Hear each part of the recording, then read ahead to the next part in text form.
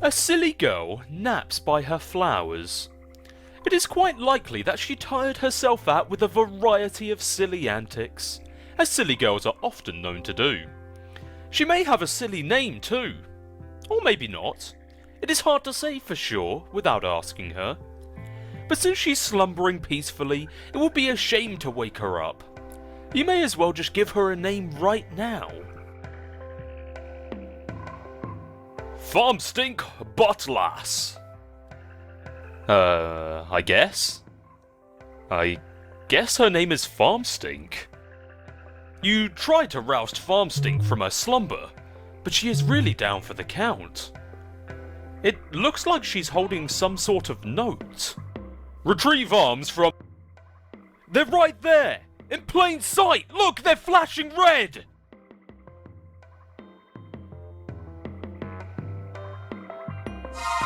What pumpkin? You see no pumpkin, and frankly, it's hard to imagine that there was ever a pumpkin in plain sight or otherwise. Anyway, that would be a really terrible thing to do to poor, sweet Farmstink.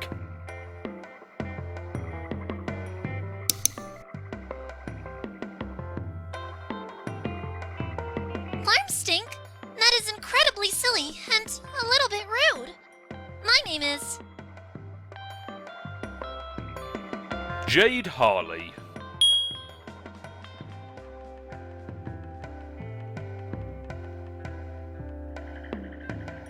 Your name is Jade. You have just woken from a restful nap, and as usual, you have no recollection of having fallen asleep. You have quite a number of interests, so many in fact, you have trouble keeping track of them all, even with an assortment of colourful reminders on your fingers to help you sort everything out in your mind.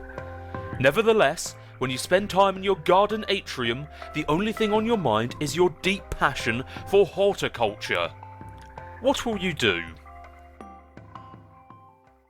Jade, it is suggested that you play a silly flute refrain.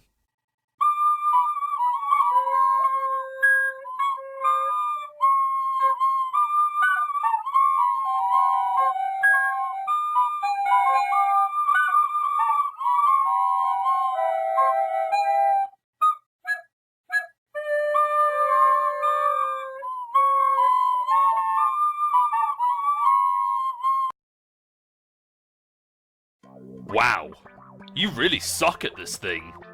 Maybe you should try playing an instrument that you actually know how to play instead, like the one in your bedroom. Honestly, you have no idea where this flute even came from. Things seem to appear and disappear around here all the time, especially to your unending chagrin. Any sort of large orange gourd that might be around. You consider throwing the flute down in disgust. On second thought, it was a perfectly nice flute, and there is no reason to take your frustration out on it. You just need some practice. But before you capture lock the flute, you will need to set your fetch modus first. You have a wide variety of fetch modi to choose from. You were really excited when your grandpa bought you this modus set for Christmas. He is a total badass, if a little strict. You typically opt for the memory modus when it comes to matters of day-to-day practicality. You set your modus to memory and capture log the flute. You allot 9 cards to the modus from your deck, since that will be more than enough for your needs at the moment. The modus grabs 9 more cards for matching purposes. The flute is split up onto 2 blank cards and mixed randomly into the grid. To retrieve the item, you must first pick one card and then pick its matching card. For the typical Silodexer, this modus presents a frustrating guessing game and a lot of wasted time on mismatching. But you like it because you seem to have a knack for always guessing things right on the first try. Squeal like a piglet and fertilise some plants, Jade. It is an awfully silly idea and is basically a waste of everyone's time. You will predictably disregard this thought and focus on more sensible objectives at once. Oh my god, this is so much fun! You capture log the bag of fertilizer. You decide to consult your colourful reminders. You tend to have a lot of things on your mind at once, and you can be a little bit forgetful. So you keep a variety of coloured strings on your fingers as reminders. Each one means that there is something different to remember at a certain time. In fact, looking at your index finger reminds you that there is something important to remember now. It is your friend John's birthday. The green string also reminds you that John's birthday package will arrive today. The blue string also reminds you that John's birthday package will arrive today, though in a way that means something slightly different. You are further reminded that you have some things to do outside of your house soon. But you should stop by your room first for supplies, and most importantly to see if John is online to wish him a happy birthday. Now, how about you capture log the pumpkin growing next to you? You snap up that pumpkin which seems suitably ripe for the taking. Hopefully the safety of your Sylladex will prevent it from being spirited away, like so many of its ephemeral predecessors.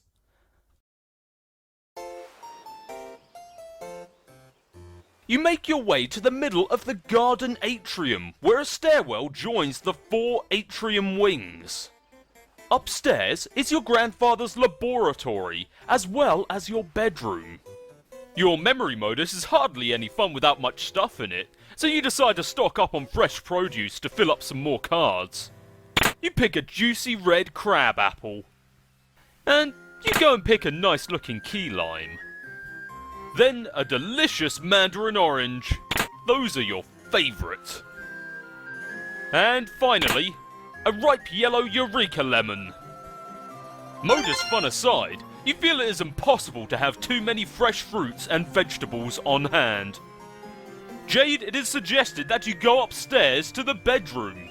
Ha! You almost never use the stairs. You transportalize upstairs. Just above is your room. You enter your bedroom. On this side of the room you are immediately confronted with numerous artifacts highlighting your various interests. You are an avid follower of cartoon shows of considerable nostalgic appeal. You have a profound zeal for marvellous and fantastical fauna of an anthropomorphological persuasion. You have an uncanny knack for nuclear physics, and not infrequently can be found dabbling in rather advanced gadgetry. You enjoy sporadic fits of narcolepsy. Your love of gardening transcends the glass confines of your atrium, and you are at times prone to patterns of precognitive prognostication. You consider very briefly the question, what will you do? But you quickly realise this is only one half of your room, and is therefore host to only half of your interests to choose from. Over here, there are yet more articles of your aforementioned interests, and then some. Additional telltale signs of your enthusiasm for nostalgic television mingle with your assortment of game-hunting firearms. You are a skilled markswoman, though your crosshairs would never settle on an innocent creature, anthropomorphically persuaded or otherwise. Your work table is littered with equipment to facilitate your tinkering. For you, experimentation is not particularly an exact science. You lean heavily on sharp intuition for consistently and eerily optimal results. Nevertheless, you still have not been able to get that broad, flat gizmo there to work, which is a design you have borrowed from one of your grandpa's more mysterious inventions. You are a great admirer of his, and you are not alone. Your father is a world-renowned explorer, naturalist, treasure hunter, archaeologist, scientist, adventurer, big game hunter, billionaire extraordinaire. He has taught you everything you know. But in spite of all his lessons, it is still difficult to escape his stern lectures when you are on your way out of the house to run your errands. He spends most of his time in the grand foyer, stewing in his own intensity and charisma. And today will likely be no exception. Among the errands that you have planned is to venture out and to find your pet and best friend named Becquerel. This animal must be fed, and he will not be happy if he is not. And if he is not happy, then you will not be happy. But first you should really dig out your computer and say hi to John. Now! What will you do? You equip your trusty hunting rifle. There would be hell to pay if Grandad caught you leaving the house without it. But maybe you should wonder why the design on your shirt changed. There isn't much to wonder, really. You left the wardrobe afire on its randomization setting. You may contemplate which shirt design you favour the most and commit to that setting in the near future. Jade, it is suggested that you capture log the nearest Squiddles doll and hug it. Just before you can grab one, the powerful electromagnets concealed in their underbellies become activated. Tangle buddies! And the two of them get all tangled up with each other playfully. You capture log the Tangle Buddies. Jade, it is suggested that you lose interest in fauna and never speak of it again. Oh, but you could never do that! What marvellous creatures they are! What a daring dream! To combine the finest qualities of humanity with the elegance and nobility of the animal kingdom! How you wish you could know their world! To hear one night those muted pawpads traipse up your stairs. A low but friendly growl unsettles your slumber. And as the sopa seeps from your eyes, they detect a sharp pair of ears cutting moonlight. A mysterious wolven tongue invites. Wouldn't these ears suit you? Would not this proud, long snout assist you in the hunt? No need to answer. Words slough from the busy mind like a useless, dead membrane, as a more visceral sapience takes over. Something simpler is in charge now. A force untouched by the concerns and burdens of the upright. That farcical yoke the bipedal toe.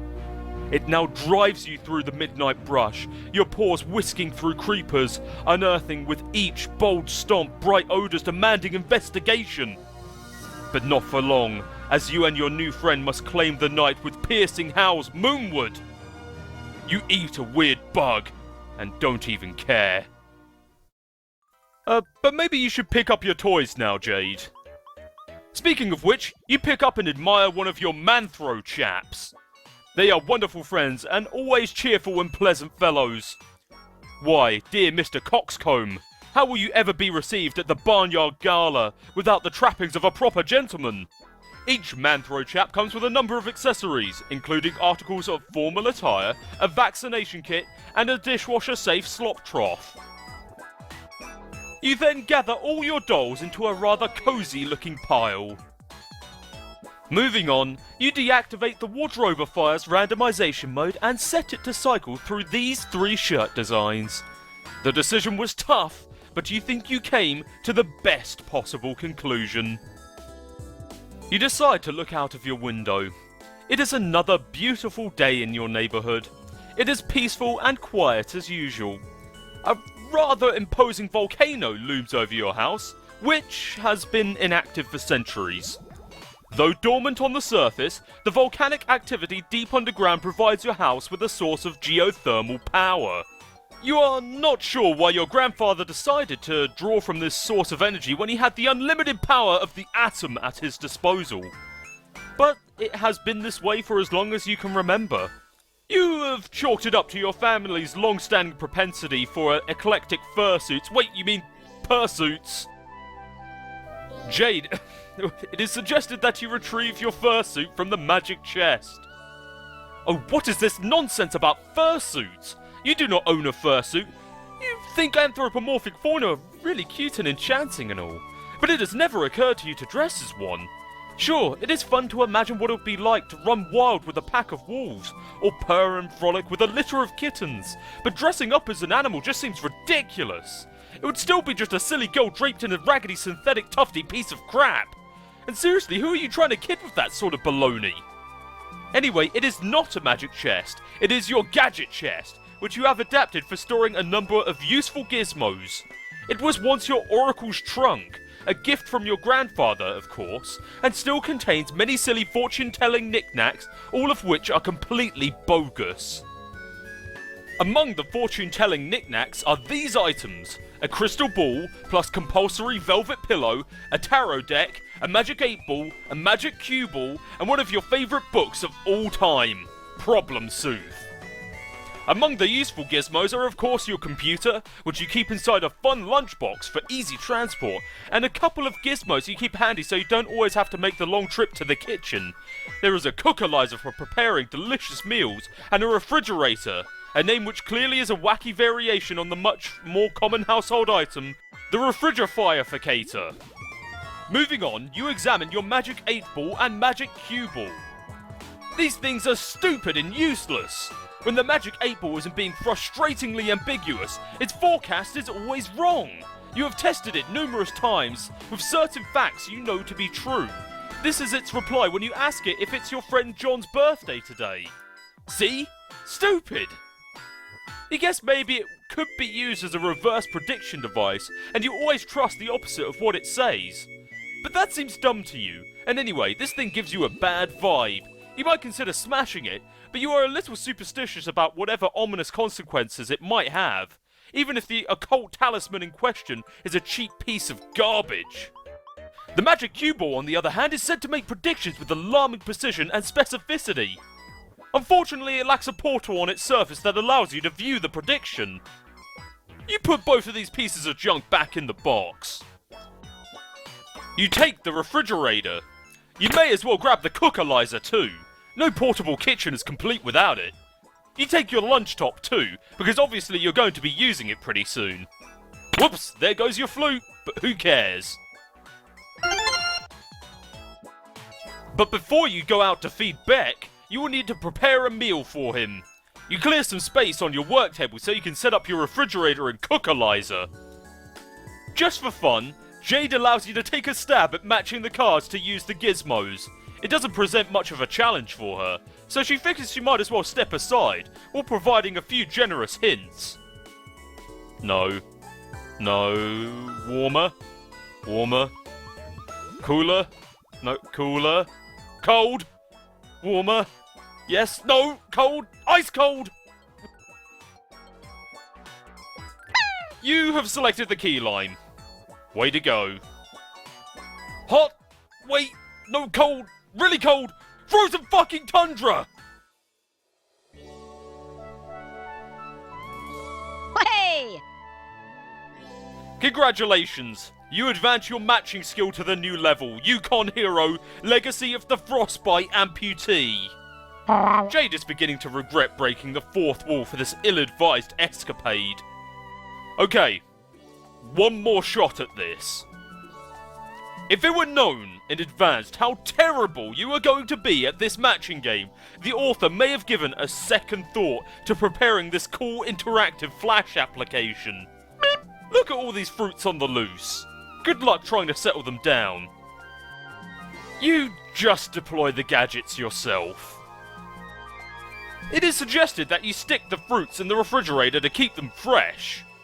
These fruits are unlikely to become less impudent anytime soon, regardless of where they are stored. But you stick them in anyway. You take a look at the refrigerator's rotary interface. You wonder what he is in the mood for today.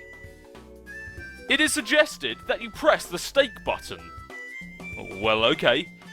It's a rotary dial, so there are no buttons to press. But whatever, that doesn't really matter. You dial up a thick T-bone steak, which you are sure Becquerel is in the mood for, because he is in the mood for steak every day and is never in the mood for anything else. But he does like his steak well cooked.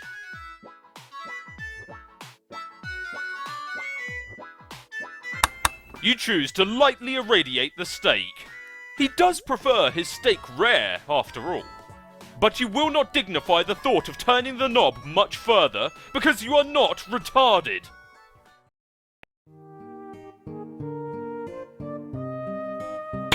You capture log the irradiated steak and save it for your trip outside. You probably shouldn't waste much more time. You wouldn't want all those nice depleted steak isotopes to settle down. You move over to examine the atomic base by your bed. You wouldn't exactly call it an atomic base, but it is heavily customized to accommodate a high level of musical virtuosity, the perfect instrument for the eclectically spirited. You've tuned the strings way down, of course, because your stumpy arms can't reach the low notes. You switch your eclectic bass to its advanced setting, but you promptly switch it back, since obviously it is too complicated to play it in person like this. The default setting is your preferred mode for casual jamming. And since you can't possibly waste enough time playing music, casually jam is exactly what you're going to do.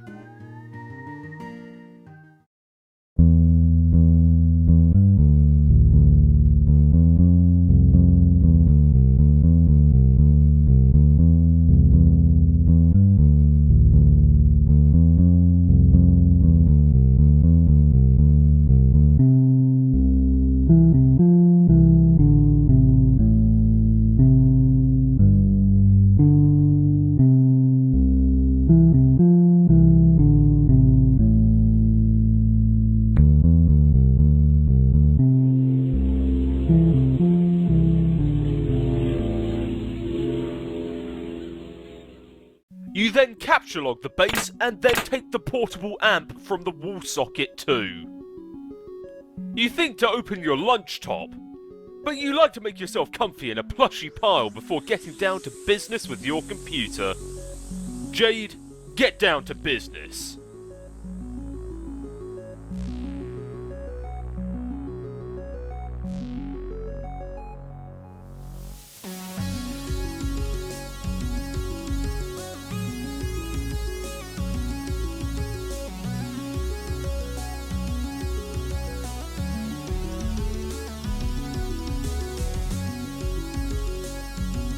You activate Pester Chum, and hey look, John is online! Hooray! Also, it looks like Dave pestered you about something yesterday, but you missed it. You greet John, but he does not respond. He is undoubtedly gallivanting around his house in a state of barely restrained birthday mirth. He may also be retrieving the 2 packages and the 2 envelopes which you are certain came in the mail for him earlier. You will wait a little while and see if he returns before you head out. It is suggested that you check if Dave left you a sweet new rap. It does not appear so, but you just never know with that crazy and cool guy. So cool.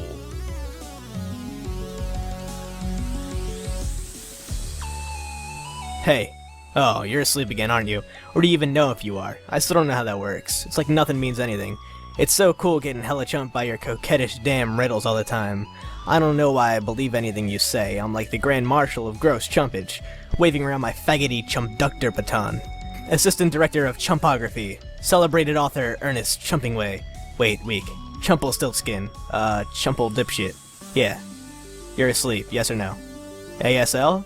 S equals species. Baboon? Kangaroo rat? If kangaroo rat, give twice, please. Okay, well you're not saying anything, so I guess whether you're non-awake or unasleep or whatever, you're just not around and I'm wasting good material. Even worse, I'm wasting a killer persona here. Like, I don't know, like a wide-open V-shaped leotard and a fuck ton of body paint. Some like sinewy back-arcing Cirque du Soleil looking motherfucker, always low to the ground, getting a good prowl on, like I dropped my keys in the dark, nimblest son of a bitch who had the gumption to glue a nasty pair of latex cat lips to his face. For some reason that wasn't a joke. Jade, hey? Where are you? Seriously, I'm sitting here tonight with a fucking bag of kibble jacked open on my lap and primed for goddamn bear. And you're gone. By the way, my name is Aquette Permusk. Hardest buttock in the jungle. Tempered steel. Hey, yeah, I just wanted to give you this remix I finished. Here.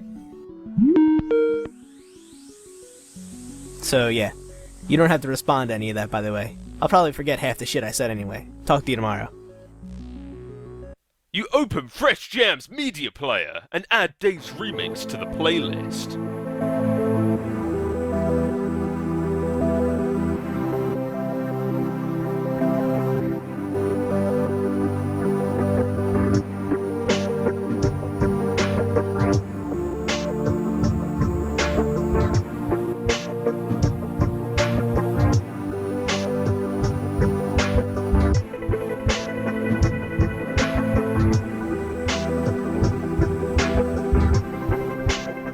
Jade, open Echidna and go to mspaintadventures.com. GT, boggle vacantly at these shenanigans. It begins to dawn on you that everything you just did may have been a colossal waste of time. You open your web browser and visit MSPA. You navigate to a random page in the middle of the latest epic. Looks like he was just finishing up some sort of weird tangential intermission here. Whatever it was, it clearly advanced the plot in no relevant way whatsoever.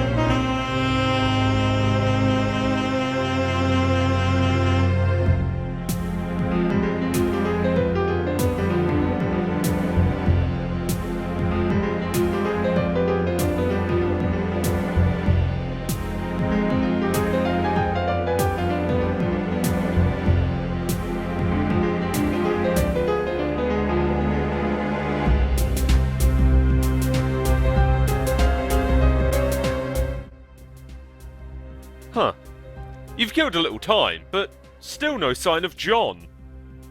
Jade, pester Dave. Hi, Dave. Hey, what's up? We've heard this Not much conversation stuff you, already. bro. Good one. It's alright.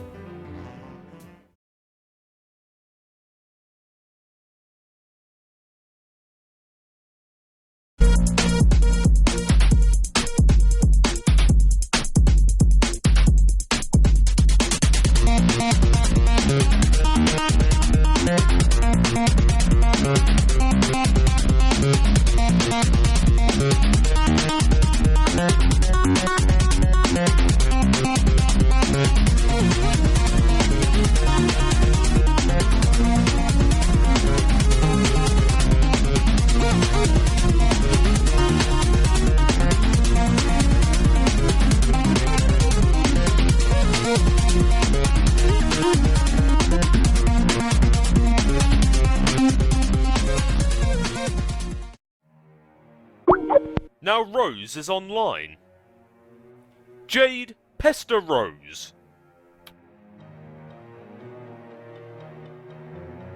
I require a font of frighteningly accurate, yet infuriatingly non-specific information.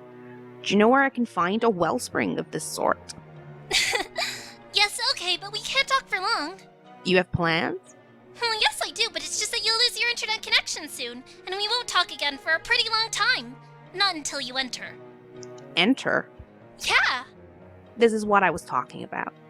This was the itch that needed scratching. My avarice for the inscrutable is limitless. Well, what did you want to know? You've been insisting today was the big day. We would all play a game you didn't know the name of, a game you said I'd get in the mail and did, one that would help me answer some questions. But Strider is being obtuse. I can't catch John at his computer. You don't even have the game yourself, and on top of all that, my internet is unstable. So are you sure today is the day? There sure are a lot of challenges, but yes, I am sure. Dave is cool. You know he'll come around when the time is right. He just has a lot of work to do first, and so do you.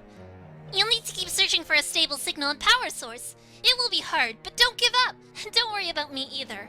Focus on playing with John first. It all starts with you two. Is there nothing else you can say to prepare me for this? I'm sure you think little of blithely upsetting dark forces with Grandpa Moreau over there on Hell Murder Island, but honestly, I've only read a few books on it. Dark? That's ridiculous.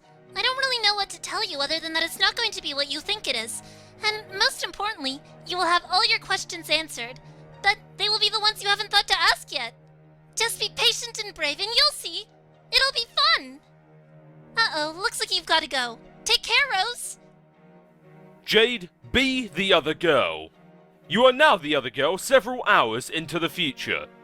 It appears a secret passage in the mausoleum has been opened. It's getting awfully toasty in here. You gather up your belongings, including your dead cat.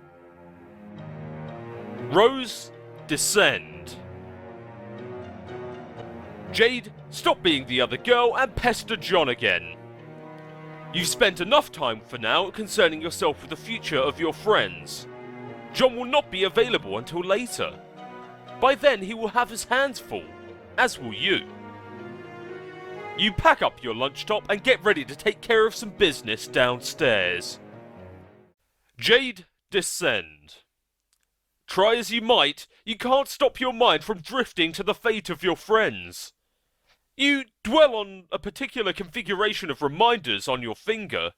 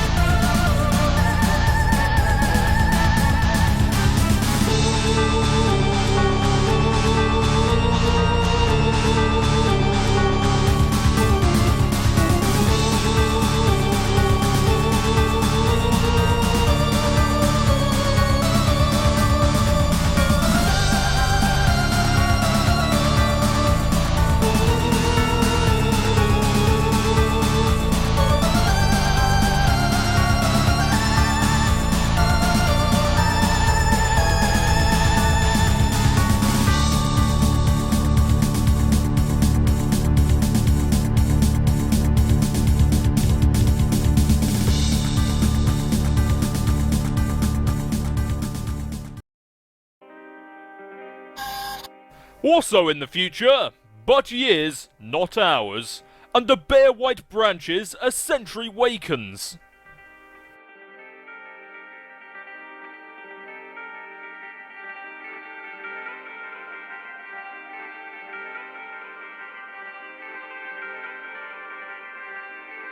Nom nom nom nom nom nom.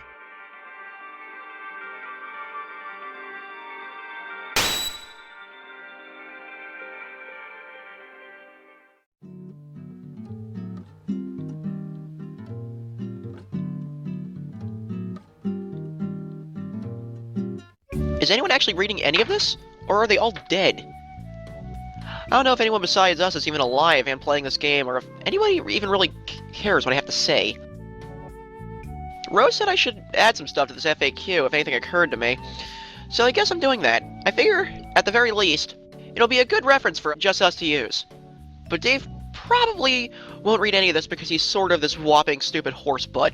Well, whatever. I finally figured out what those weird little codes on the back of the capture log cards are for. Well, maybe not what they're always for, but a way that Suburb has exploited them for in-game purposes. Every captured item stamps the card with a unique code, and a gizmo in Suburb called the Punch Desinix will punch a unique pattern of holes in the card, which is derived from that code. The punch card can then be used with the other gizmos to duplicate the item and or combine it with another item. I got to thinking about this, and with my amazing hacker skills, I noticed a trend. The whole pattern is based on a fairly simple cipher, converting the capture code to binary. And then the binary pattern is punched, where 1 is a punched hole and 0 is an unpunched slot. So, here's the table just to be clear.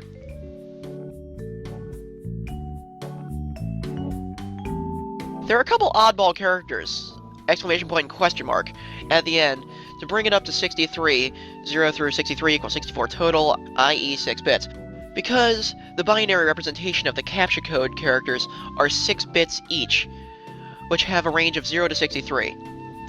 So, for instance, the capture code for the hammer is NZ7UN6BI. Look up the index for N first, which is 49. The binary of 49 is 110001. Keep doing this for all the characters you get. Okay, that's the pattern that will be punched for the card, but the bits are arranged top to bottom, left to right in 4 columns, like this. Or punched on a card, like this.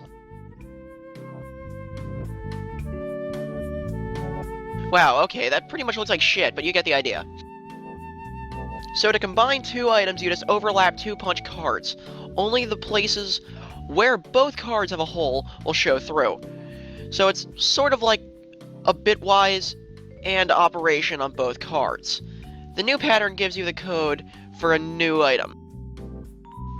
For instance, combining the code for the hammer, NZ7UN6BI, and a pogo ride, DQMJLEK, gives a new code with less holes, obviously, which translates to 126GH48G. That whole pattern went on to make the pogo hammer, which is so rad you have no idea. I've also wondered if you can combine items in other ways, like a bitwise OR. That means combining the cards to get more holes, not less, i.e. the new pattern has a hole for every hole on either card. This pattern would be accomplished by double punching a card, like 2 codes, 1 card. I've got to try that sometime. But there's some mysterious things about all this. First of all, with all the hole slots, there are 48 bits in total, which means there are 300 trillion possible codes and 300 trillion sounds huge. But when you consider it's supposed to be the account for all conceivable items, including all the wacky combinations and stuff, then it suddenly doesn't seem that big. This leads me to believe that not every combination of item has a viable duplicate. But this is kind of obvious anyway, since there are many combinations of punch cards that will produce either a blank card with and or a total punch card with or, so there are lots of dud combinations out there, and many that will lead to the same pattern. Like for instance, a gun and an atom bomb will make a sort of ultimate death ray, but for that matter, a shoehorn and a potted plant could lead to the exact same pattern. So weird. Also, it seems like combined items will always have patterns with either much fewer holes or much more holes than the ordinary items, which will occupy the vast meaty middle of all possible items. It is strange and counterintuitive that more complex items will have simpler patterns, but hey, there you have it. But all this sort of makes me guess the system can be cracked some way. Like you have a complicated item and you want to extract the simpler item compounds from it. There might be an algorithm for deriving the pattern you want, or at least narrowing down the possibilities. There might also be ways of charting through the simpler patterns on both ends of the bit spectrum, and picking down the ones that will make cooler stuff. Who knows? I want to ask Jade about this because she's really good with this sort of thing, somehow, and even she doesn't have my lead hacker cred. Too bad she makes herself so scarce all the time.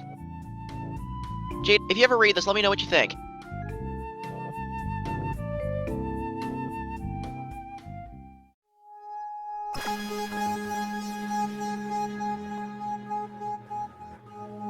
You enter the laboratory.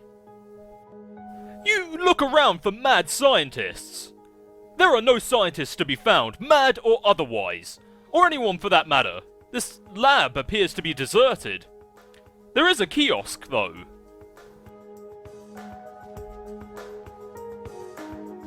It looks like the kiosk monitors the lab's enormous hub grid. Jade, it is suggested that you transportalize as far down as you can go.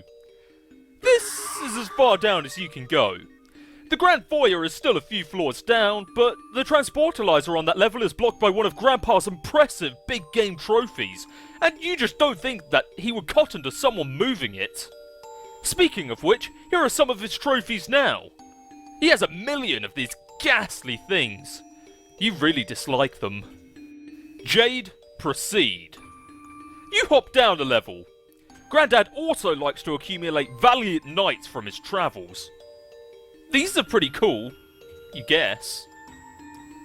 Jade, keep going. Oh yeah. How could you forget about his stash of decrepit mummies? God, you hate these things. Jade, don't stop. This is your grandfather's collection of what he refers to as his beauties.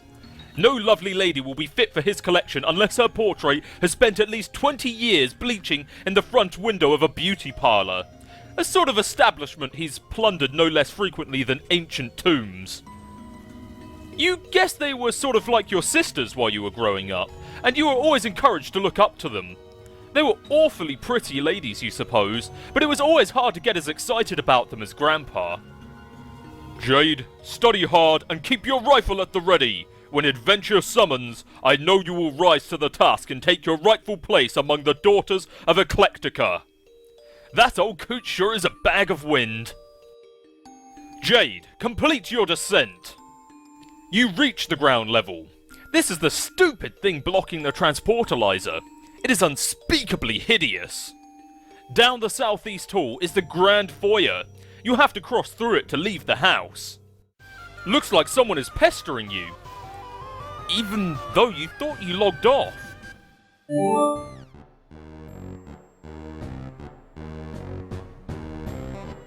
Hi again, idiot!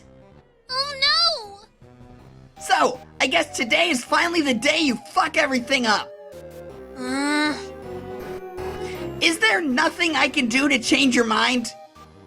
You can leave me alone! How can you even be talking to me after I blocked you? And after I logged out?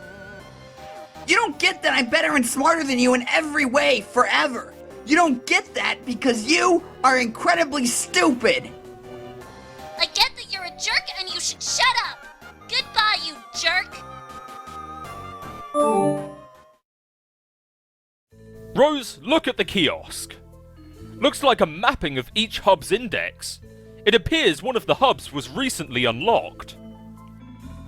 Rose, it is suggested that you go to the center and do a goofy dance. At the center, you find a little stage that looks perfect for supporting a spectacularly silly dance. Or it would if standing on it didn't make you a little nervous, and also if that didn't sound like a retarded idea given the circumstances. It looks like the sort of various contraption you've been deploying in John's house. You wonder what it does. Rose, attempt to plug laptop into nearby hub. Great, you just vaporized your dead cat. Oh well, ashes to ashes, you guess. There's got to be a better way to deal with this lousy tree. Rose examines her fetch modus. Looks like you can choose between picking leaves or awkwardly uprooting the whole tree, as you've been doing. You select leaf. You also turn off auto balance, since its consequences can be a little mystifying sometimes. You gather up all your items again in an order that places your laptop in a conveniently accessible leaf. You're not sure why you didn't do this a lot sooner. Kind of a funny looking tree now, but your concern for structural elegance is at an all-time low. Rose, it is suggested that you find the unlocked hub. As long as you're going to plug in your computer, you may as well find that hub. Here it is, hub SN_lab 0413. It is unlocked and thus removable from the grid. You suspect this was the same beacon transmitting the unsecured signal you were using earlier. You pick the laptop leaf from the tree. You plug your laptop into the hub, then capture log the hub and then the laptop. There must be a better place around here to set up your computer. This huge grid of electronics is sort of uninviting. You look around. Hey, what's that? It's another one of those ominous countdowns. You didn't notice it when you first entered the lab about a minute ago. It looks like this one may have been ticking for years. Whatever it's ticking down to, there isn't much time. You can only hope that when you turn on your computer again, there will be a connection invitation from one Mr. Strider. Again in the future, another timer winds down, sideways.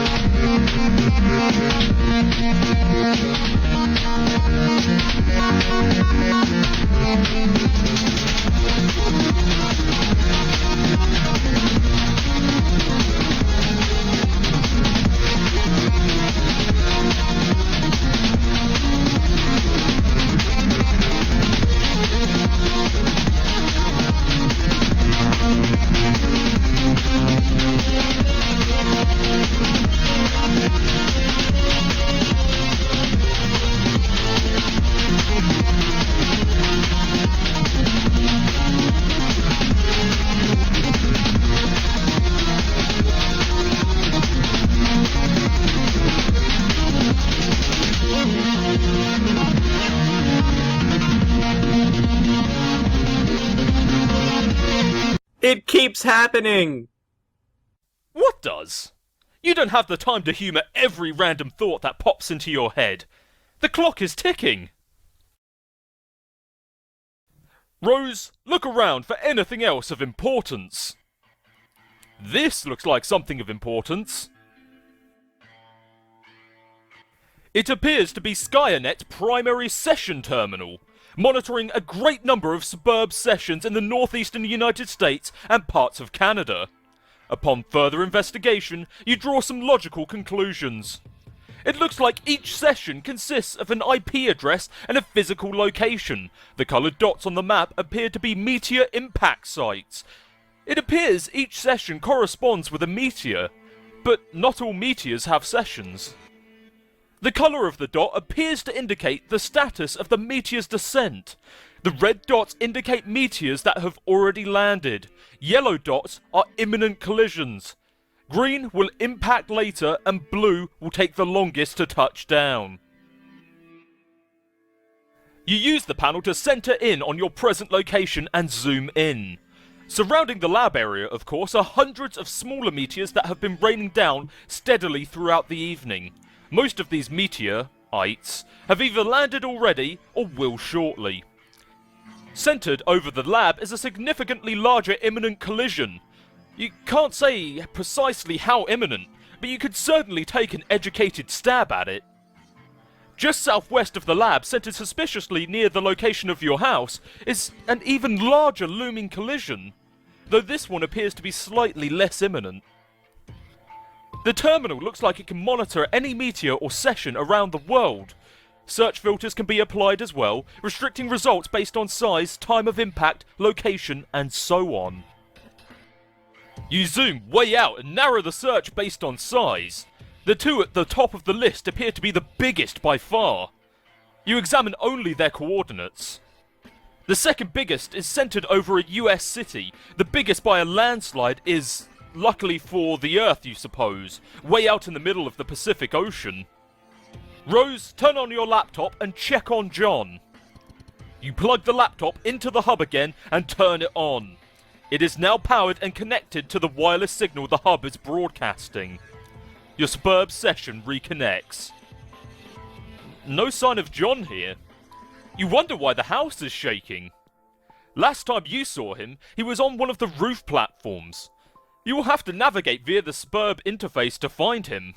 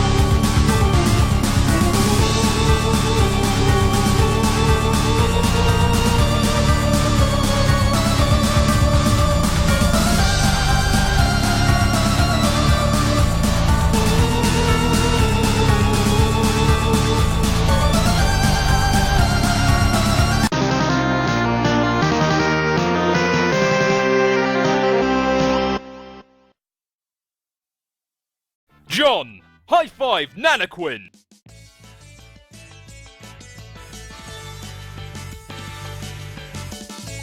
Good work, John. Oh hey, you're back! For now. I'll have to leave again shortly. It looks like there's another large meteor headed for my present location. Oh, so you mean Dave connected with you? Not yet. I'll explain later. But I think I've determined that activating the timer in your game is not directly responsible for summoning a meteor to your location. The countdown seems merely to exist as a kind of warning to the player, as well as a strange coincidence. Okay. I don't really think I get it. Is this relevant? Probably not at the moment, and certainly not to you. I have to go. Okay, later. P.S. Try not to waste too much of that grist while I'm gone. John, climb up the echelon. You rocket up the echelon to the dizzying heights of the vaunted Boy Skylark rung. Your new feather is hard-earned and well-deserved. And alarmingly fashionable. John, collect the fat loot. You and your ceramic pork hollow rejoice in the mound of wealth yielded from your meteoric ascent up the ladder. You are still not sure what all these boon dollars can actually get you. But when pulling in such insane loot hand over fist like this, who cares? Not you.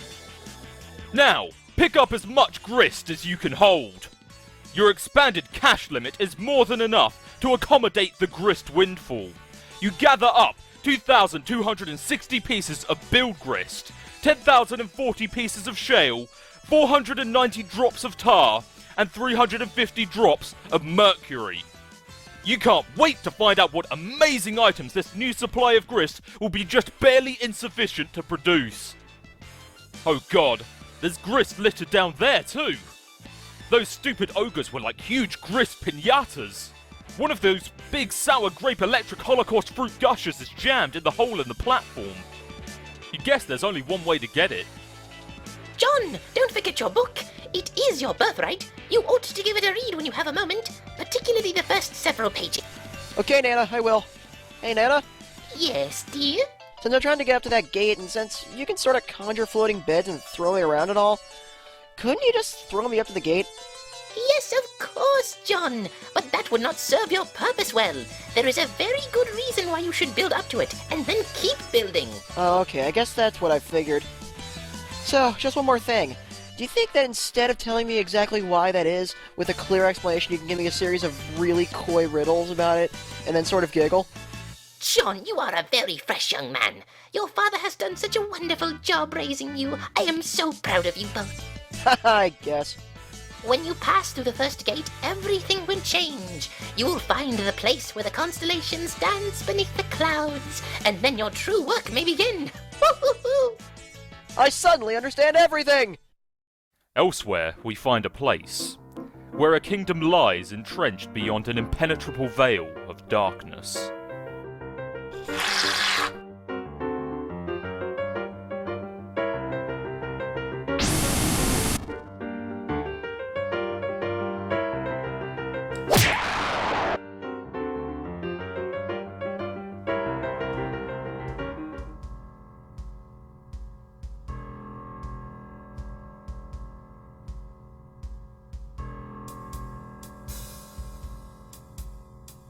Graveyard stuffers.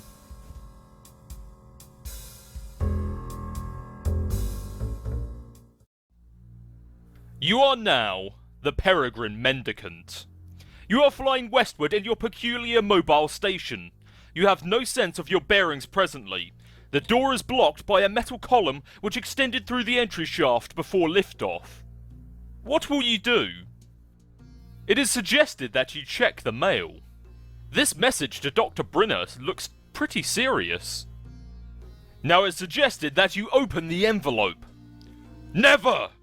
This mail is sacred, and sacred is the trust between the postman and the recipients of his precious parcels.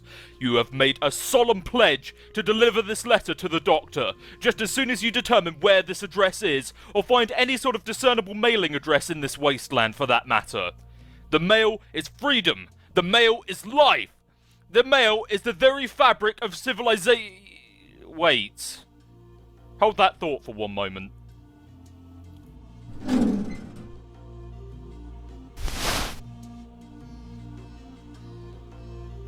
The mail is the one final hope for resurrecting a dead planet from its ashes, and the letter carriers are the brave soldiers of God in this righteous crusade.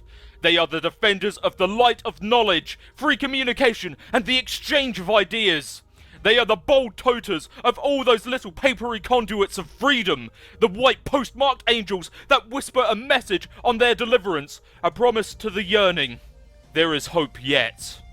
Liberty, reason, justice, civility, edification, perfection, mail. Now, examine the keyboard and screen. It's the terminal you use to activate the station's homing mechanism. It looked like it has now returned its control to you. The default viewport displays commands previously entered, including your last and only command, home. Type view. You type another one of the previously entered commands. It switches to the view of a young girl standing alone somewhere. There is a heavy amount of video interference of some sort. The girl seems familiar to you. Greetings. Don't I know you?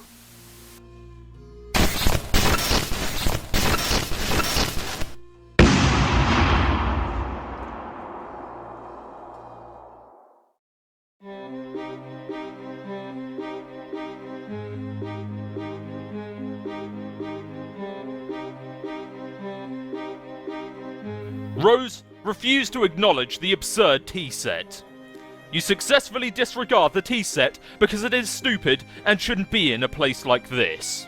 You probe further into the lab.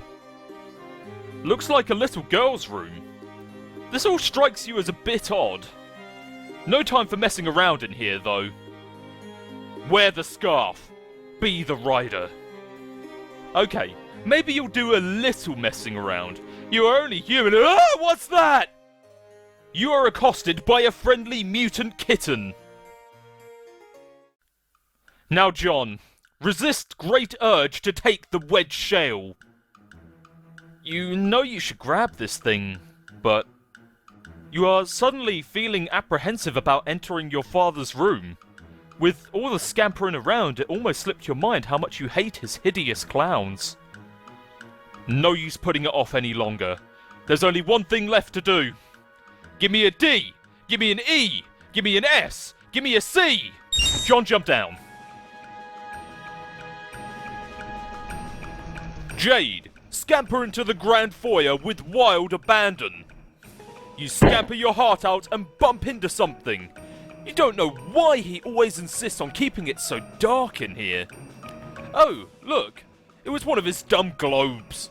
These things have made it awfully difficult to navigate the foyer. We get it, Grandad. You like to travel around the world going on adventures and stuff. Lousy goddamn stupid globes. Jade, it is suggested that you arm yourself. Grandpa will surely have stern words for you if he catches you without your trusty rifle at the ready. That's just what you need. Another one of his blustering, mustachioed diatribes. You are rolling your eyes in advance, getting them warmed up.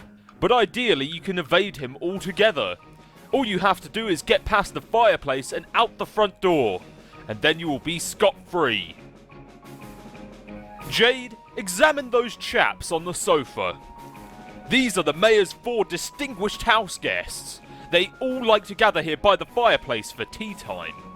As well as pretty much all other times. It's all very mannerly and civilized. You know exactly what's going to happen when you try and sneak by. The fireplace is going to light up, and your grandpa's silhouette is going to appear in front of the fireplace to give you a good spook. He is so predictable. And there he goes. The old man has the flame. You suppose you could still manage to sneak by the crafty old man if you were fast enough. Avoiding an encounter would be ideal. Encounters with him are usually, intense. Jade, leap dramatically across the divide. Whoops! You guess another encounter with him is almost certain now. But most likely not for a while. Time to see what someone else is up to. Oh, let's say Dave.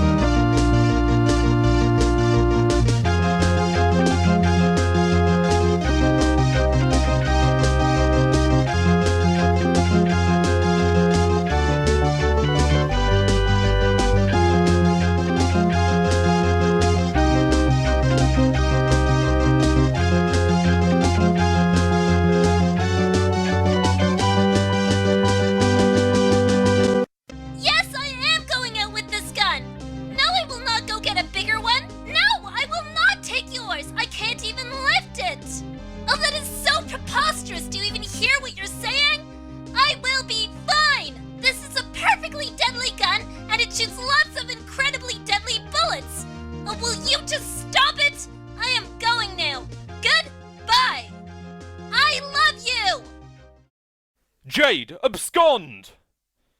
Ah, he was so much easier to deal with when he was alive. Peregrine Mendicant, miraculously survive!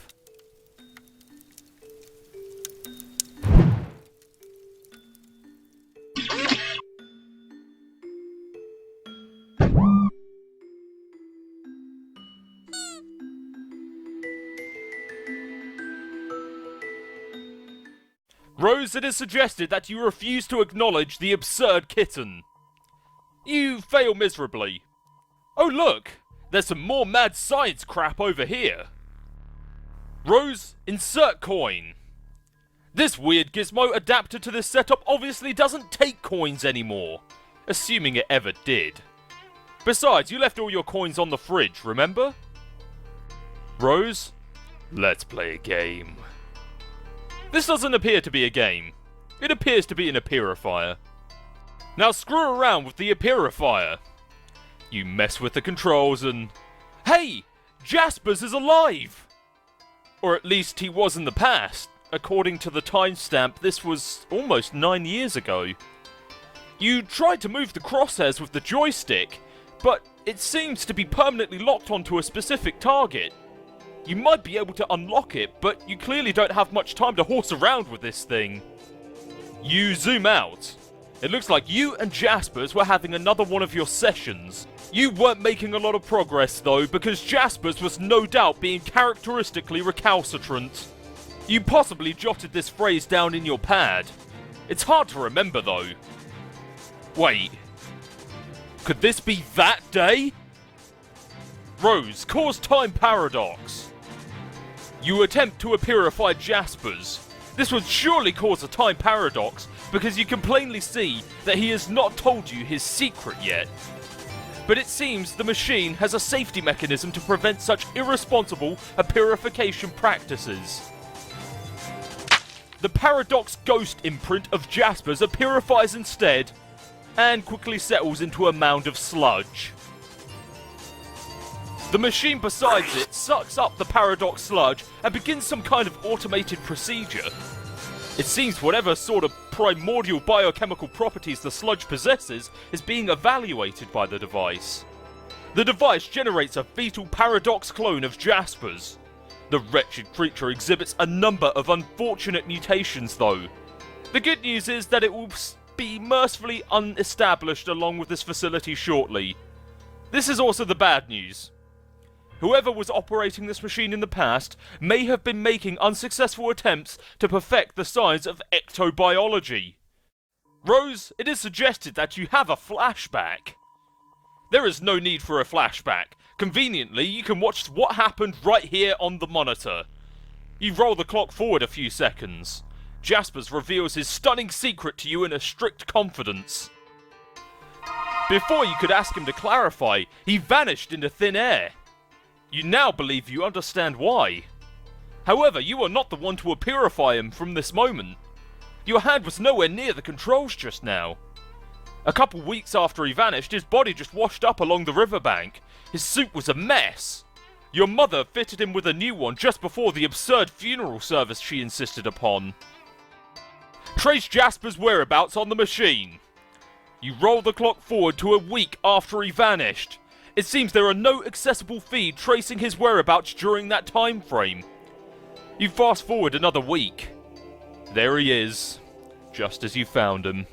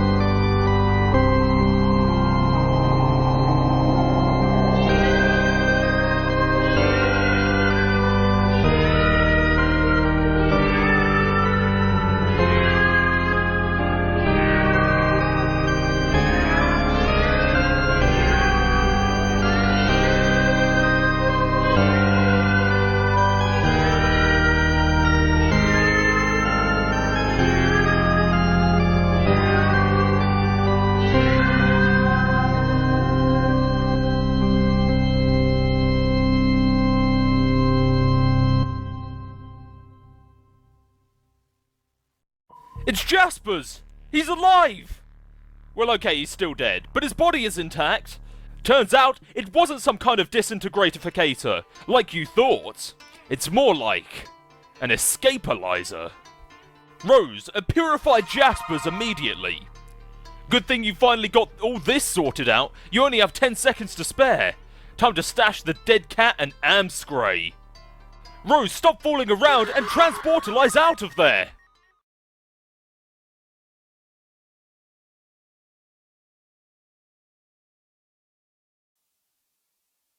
Open the envelope? Never! The mail is sacred, and sacred is the trust between the postman and the recipients of his precious parcels. You have made a solemn pledge to deliver this letter to the doctor just as soon as you determine where this address is, or find any sort of discernible mailing address in this wasteland for that matter. The mail is freedom. The mail is life. The mail is the very fabric of civilization. Wait. Hold that thought for one moment.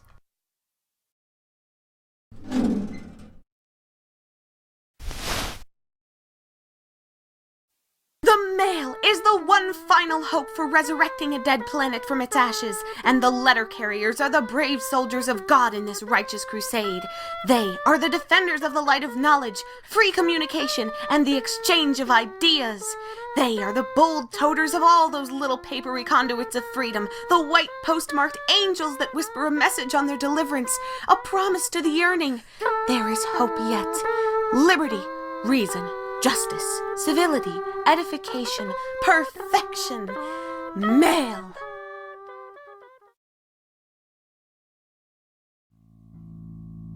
You should locate and feed that devil beast you call a pet.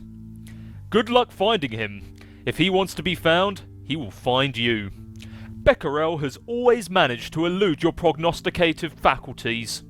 He is completely invisible to your intuition somehow, a property almost totally unique to him. It used to freak you out a little, but you have long since grown accustomed to it.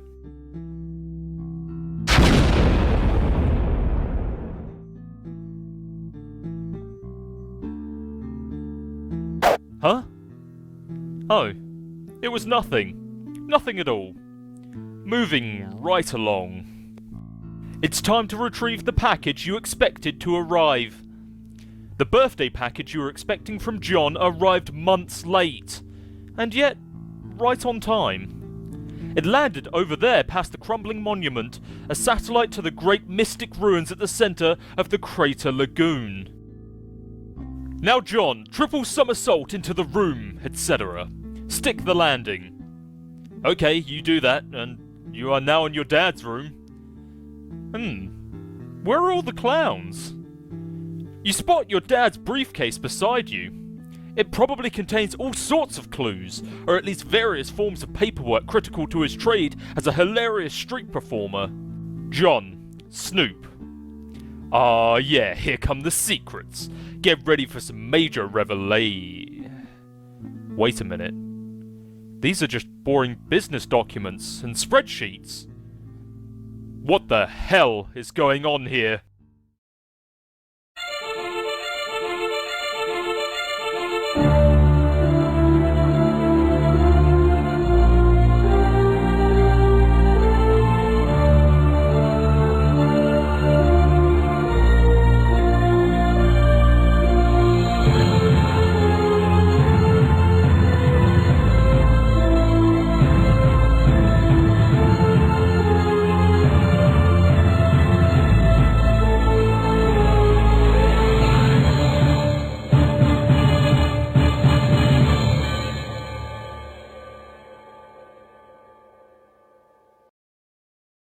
John, calm down. It'll be alright. So, all those years, while you believed he was out busking up the corners with hilarious antics, he was working as an ordinary businessman all along. He was just a man trying to make a good, honest living for his son. Maybe he was too embarrassed to tell you the truth? Or maybe it was just that you'd never bothered to ask. You guess you always just assumed. The human prisoner has broken out of his jail cell yet again. Attempts to block the cell door with heavy objects has proven futile.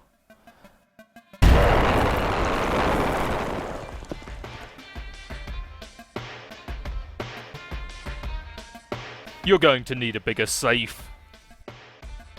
Who's this guy? Enter name. Spade Slick. Spade Slick. Got a nice ring to it. But you know your own name, and that damn well ain't your name. Take another stab at it. State name and rank. Okay. You are Archagent Jack Noir. You oversee various affairs of a dark kingdom. Presently, you are determining how to deal with this prisoner, who has been a thorn in your side since he was apprehended. You view the affairs of the kingdom through a series of fenestrated walls. You have 3 walls, nearly enough to form a cubicle of vigilance, which is a full and proper enclosure for an agent of your stature. However, much to your utter contempt, your 4th wall has been stolen some time ago. Jack, don the comical hat. This frivolous headdress turns your stomach. You'd sooner stick your head in a furnace than coax it onto this monstrosity's loathsome, colourful maw. It's bad enough that your exalted ruler ordered everyone to drape themselves in these hideous rags the moment the troublesome human with the pipe and his child showed up. But you draw the line at the hat. Now call a minion. You order one of your burliest agents to the scene. He brings something heavier this time. Your transmission is interrupted. It seems your glorious monarch has concerns over your wardrobe. You begrudgingly don the comical hat. Stupid, lousy, wise and just leader. What a royal pain in the ass. Jack, throw down hat in disgust. You fully intend to once your superior stops breathing down your neck for a second. Wait. What now?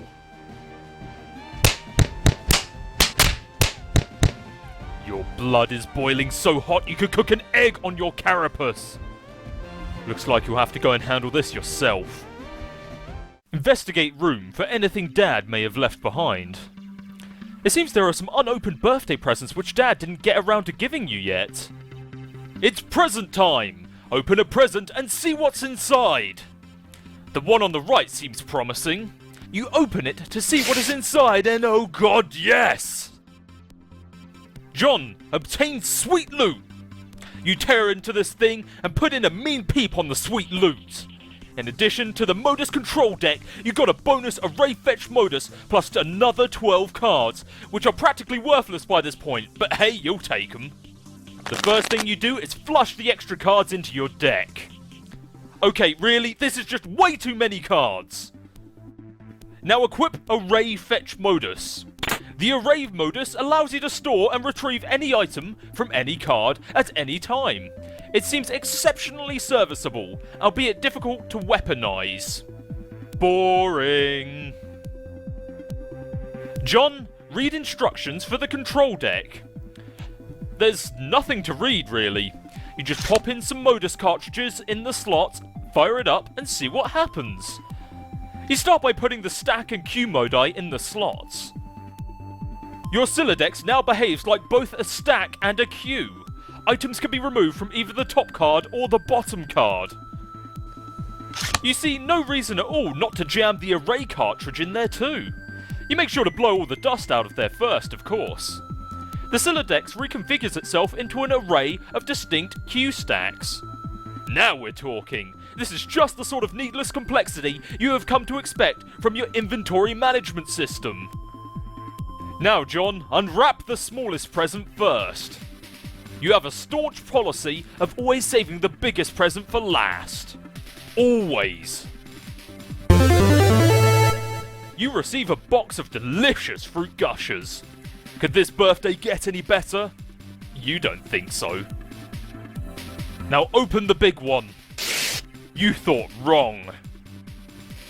John, fill up an entire Q stack with shoes. Okay, awesome. Q stack full of shoes. John, capture log fruit gushers. Dang! You spaced out and put it in the wrong Q stack. Don't worry, you'll get the hang of this thing. John, it is suggested that you closely inspect the Fruit Gushers box. So delicious. You can't wait to capture-log one of these packs and you'd make like 1,000,000 gushers. Screw all this building nonsense. You'd rather make candy. Wait a minute. It can't be. That heinous Batterwitch has a gnarled claws and everything! What do gushers have to do with baked goods anyway? How does this make sense? Why?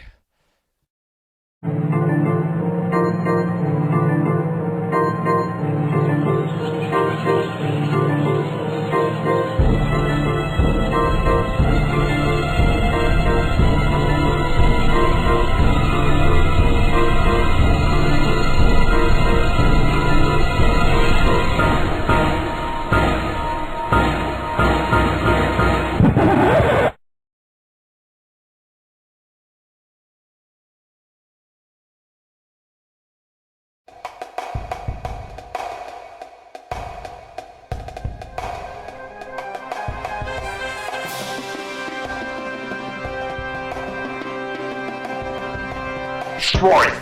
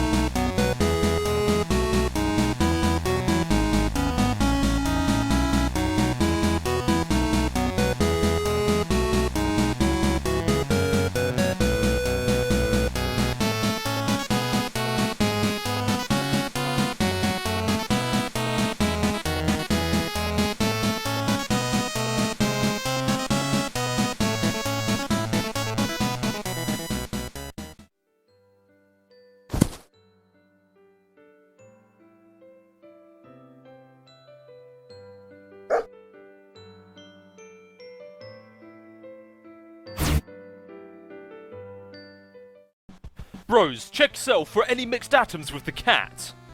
Nope, no mixed atoms. Looks like you and the kitty kept your genes to yourselves. Your new kitty whose name is... you'll think of one later. Hey, where the heck are you anyway? Rose, it is suggested you look around the room. Oh, you're back home. The well-stocked bar and the vantage from the window tells you that this is your mom's room. Or at least what you thought was her room. You decide not to be especially melodramatic about this revelation. Rose, watch the meteor impact. Huh, that's funny. Shouldn't that place be unestablished by now? The downpour of smaller meteors has stopped. Better get out of here. This room is a powder keg with all this booze lying around. John, get down to business. Suddenly, you are feeling very businessman-like for some reason. You just punched a shitload of cards in anticipation of making a whole lot of cool stuff. This time you didn't foolishly destroy any items, you just looked at the codes for some objects you rounded up and punched them on a blank cards. You wonder how much alchemizing you can get away with before Rose gets back. As if she's got any right to tell you what to do with your hard-earned grist. You're the one running around here putting your ass on the line. All she's got to do is mess around with her computer. Anyway, you better hurry.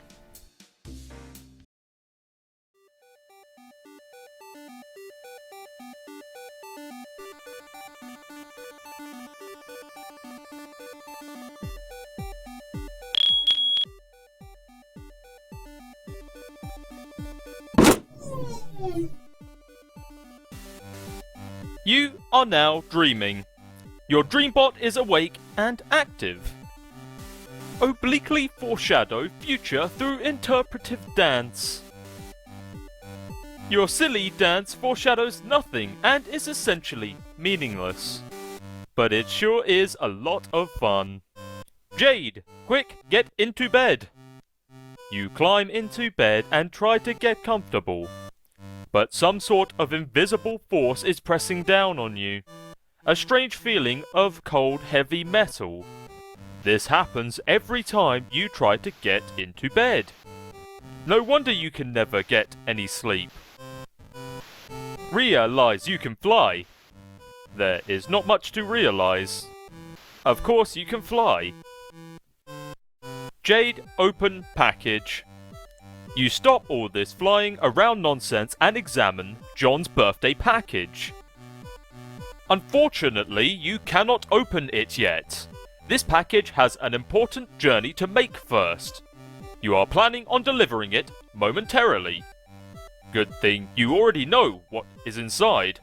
Otherwise, you would surely be consumed by curiosity and suspense. You sincerely pity anyone who might be forced to endure such a fate. Months in the past. Enough for the above weather to be seasonably reconcilable.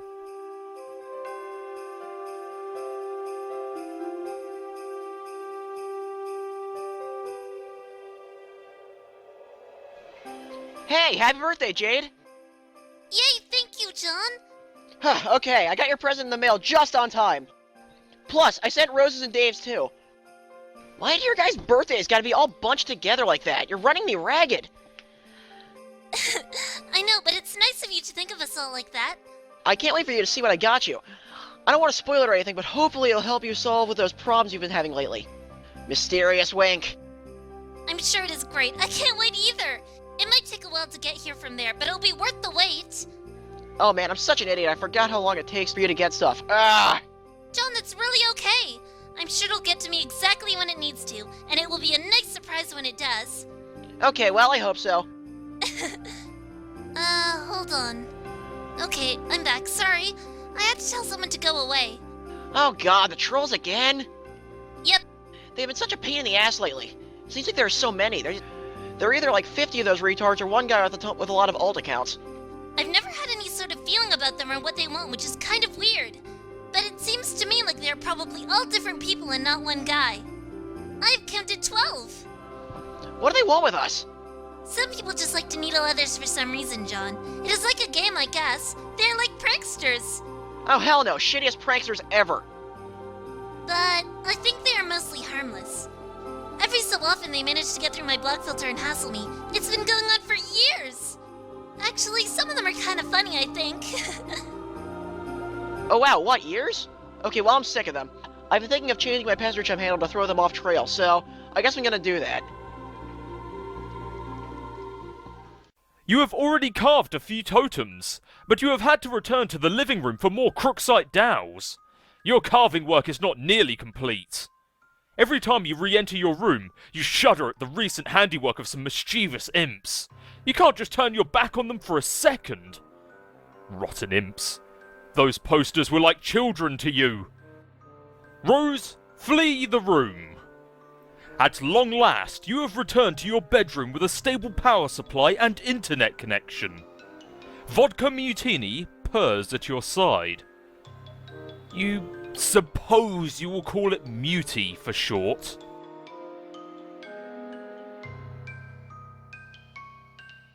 That's quite a totem collection. What are you planning? Oh, whoa, hi! Oh, gonna make some stuff. Are you okay? Hasn't your house been on fire for like 5 hours now? No, that was the nearby forest, which, up until quite recently, would have been best described as on fire. But you may be excited to learn that just as recently my house finally notched that achievement. Wow, congrats, I guess. Thank you. Have you seen Dave? Nah, his bro's probably busy kicking his ass. That's probably all there is to say on the matter. Okay, I'm gonna start putting this grist to use too. Let's be sparing with the frivolous knick-knack breeding and focus on getting you up to the gate. Okay? Yeah, okay, I hear you, but I think we'll have plenty. I've been killing imps all over the house, and now it's lousy with gushers. Gushers? I mean grist. Serves them right for ruining my posters, the bastards. Which posters? Don't you see my sweet movie posters? Look at them! They're fucking ruined! John? Are you suggesting that imps are responsible for defacing your movie posters? Yeah? Your posters have looked like that ever since I first saw your room. The moment we started playing this game. I thought you had defaced them ironically to mark your father's interests. John? Very funny, Rose! Ha ha ha ha! Nice joke! Great joke there, Rose! Top of the line prank! Yes! This is good. Laughter is probably the best way to avoid being especially melodramatic about the revelation. Yes! Yes! Let's keep this joke going, because it's such a good one! Oh my!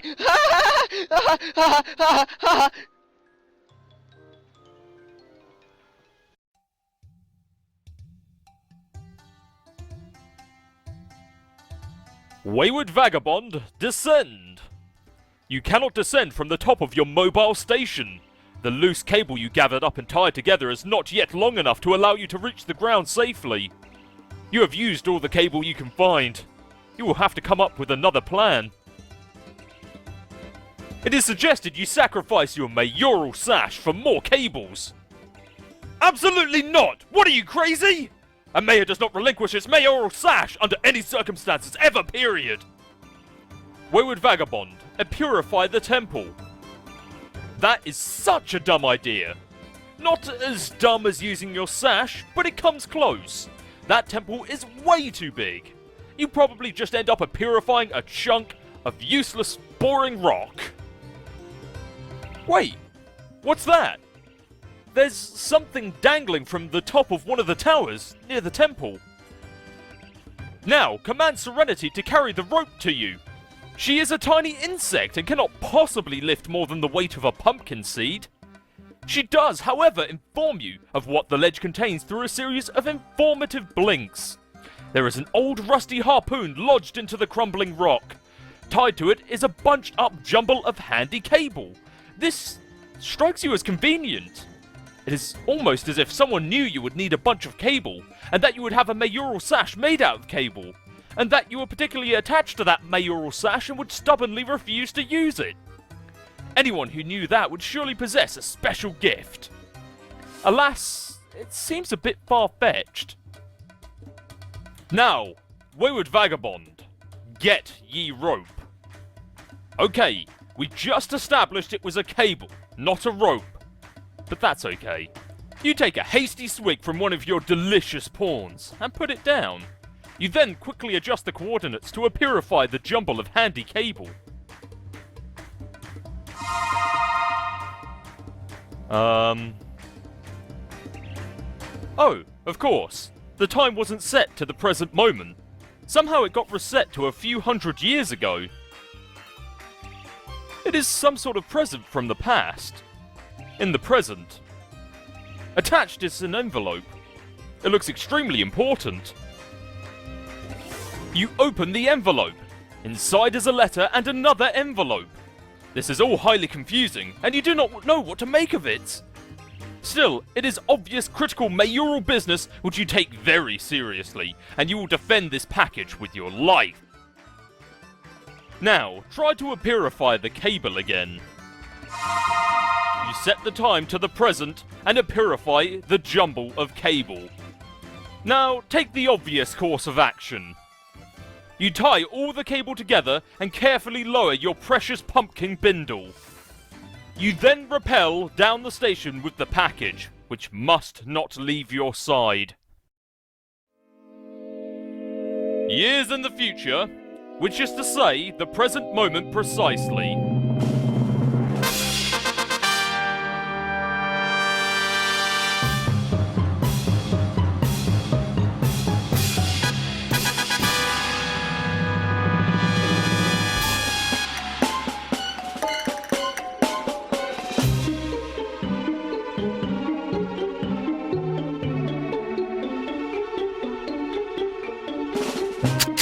An aimless renegade prepares for company. Now, Rose, build as much as you can, as fast as you can. Okay, well, I make some stuff here. Can you keep an eye out for the imps? Just keep the safer tub handy or something. It'll serve them right for trashing my posters. I keep telling you, the posters were always like that. And I keep telling you, haha, very funny. Here, look.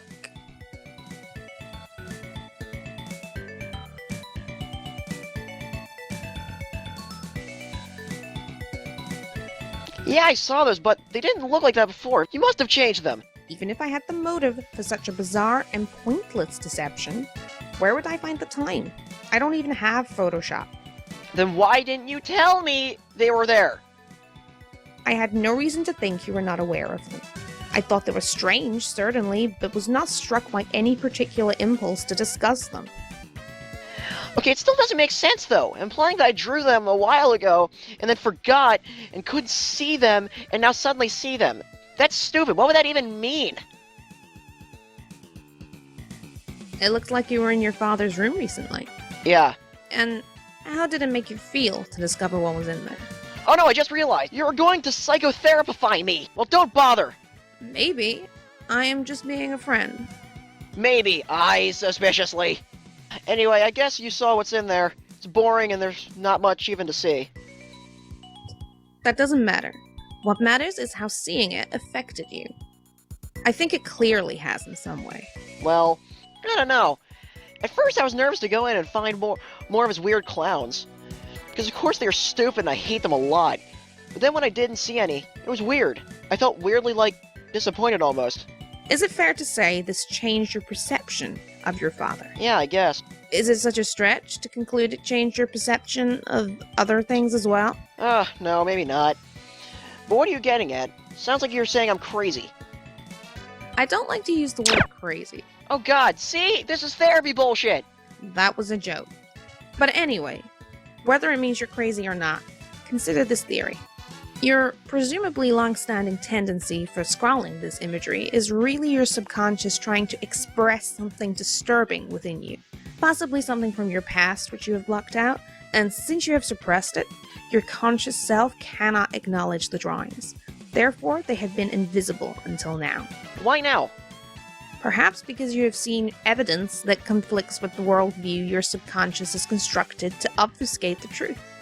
That your dad is not necessarily the clown-loving maniac you thought he was.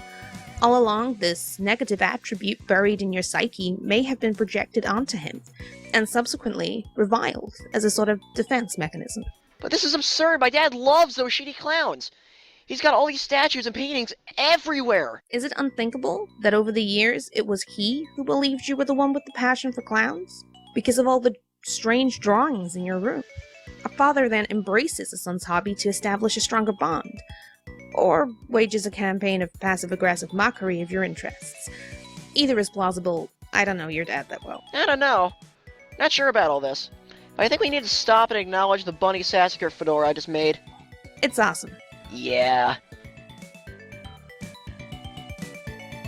Wow, what are you doing, by the way? Rose, sorry to say, but this is all looking kinda silly. I'm trying to spread the upward construction around so there is a more substantial foundation for later on. But I'm starting to wonder if it will be strong enough. It's kind of starting to wobble a little. I don't think brick chimneys were meant to serve this architectural purpose. Yeah, no shit. I might have to adopt a different building strategy. Stick to more load-bearing walls and blockier shapes. Especially since Chris has been easier to come by lately. Okay, but you must really be running low on time now, right? Right. Strider! Jade, dream up extra arms and play an advanced bass solo.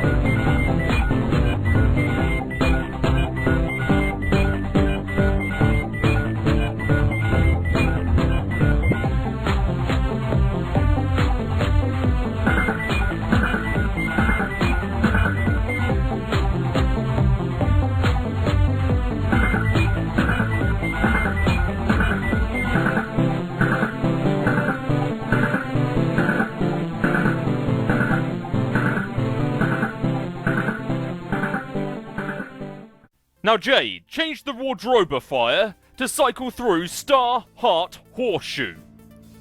Okay, good idea. You leave the moon in the cycle though, because you like it. Jade, it is suggested that you go explore the Golden City.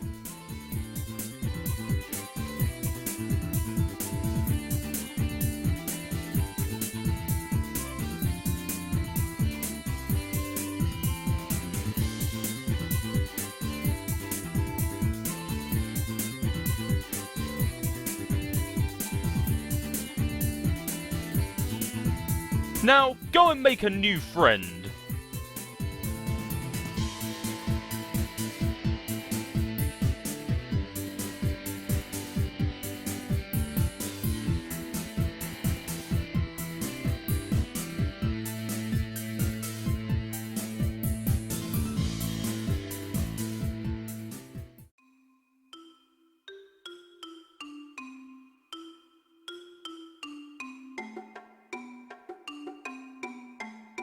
Wayward Vagabond, eat letter and envelope. Will you cut that out? You have company. Look behind you. See? Over there. Dear Mr. Mayor, go here. Get present. Hooray! Oh, please do this.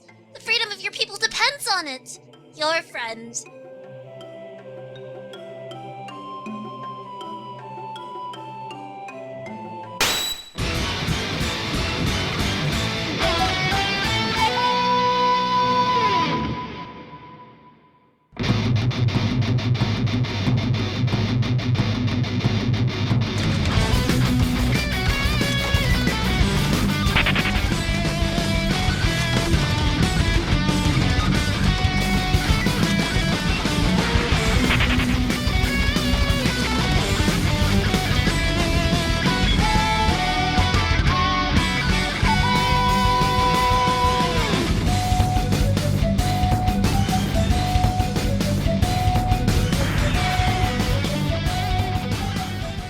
Now give her the present! Hooray!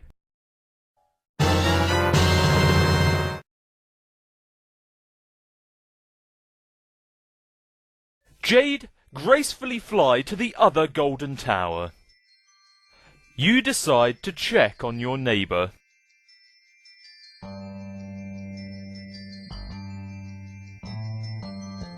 Now Jade, inspect your neighbour's tower. It is very much the same as your own. The only difference is that this one is home to a young boy instead of a young girl. You peer through the window.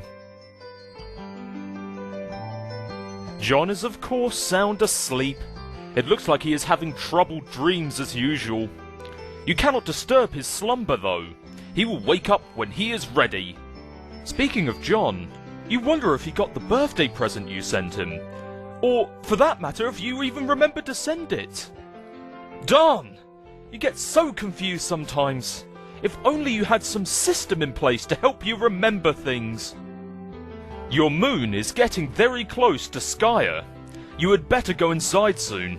It is never a very good idea to be outside during the eclipse. Maybe you can take the opportunity to log onto your computer and ask John about his present. You just know he will think it is awesome, and it will be a great way to thank him for the wonderful present he got you. John, alchemize in a 1980s time-lapse montage. That would be pretty cool, and will promote the appearance to the audience that a whole lot is getting done in not much time. But it also sounds like kind of a pain in the ass, so you decide to play it straight up this time. Rose has moved the alchemimeter back down to the deck while she reworks the building project up there. Just as well, because it will save you a lot of legwork. Between this thing, the Designix and the lathe, that's a whole lot of scrambling around. John, recombine hammer and pogo ride. This time, instead of overlapping, conditional and, the two cards which created the pogo hammer, you use the two codes to double punch, conditional or, a blank card, producing a different hole pattern. The result is the Hammerhead Pogo Ride. It doesn't look like it's as much fun as the original ride, but to be fair, it's probably a lot safer. Double punching cards creates patterns with more holes, rather than less holes by overlapping cards. This strikes you as a viable method for combining more than 2 items without whittling down to too few holes, or too many. Just mix up the overlaps and double punches and the sky's the limit. John, it is suggested that you combine ghost shirt and suit. You make the green slime ghost suit. Pretty swanky, but you are not completely satisfied with the wardrobe upgrade yet. John, combine ghost suit and wise guy book. This is so much better. It seems there are a lot of secret trickstery gimmicks concealed in— oh shit, there goes the cards! John, combine glasses and PDA. You make the serious business goggles. This is a pretty nice hands-free communication solution, and it makes you look way cooler, like one of the kids from Spy Kids or something. God, that was a good movie. Real spies, only smaller.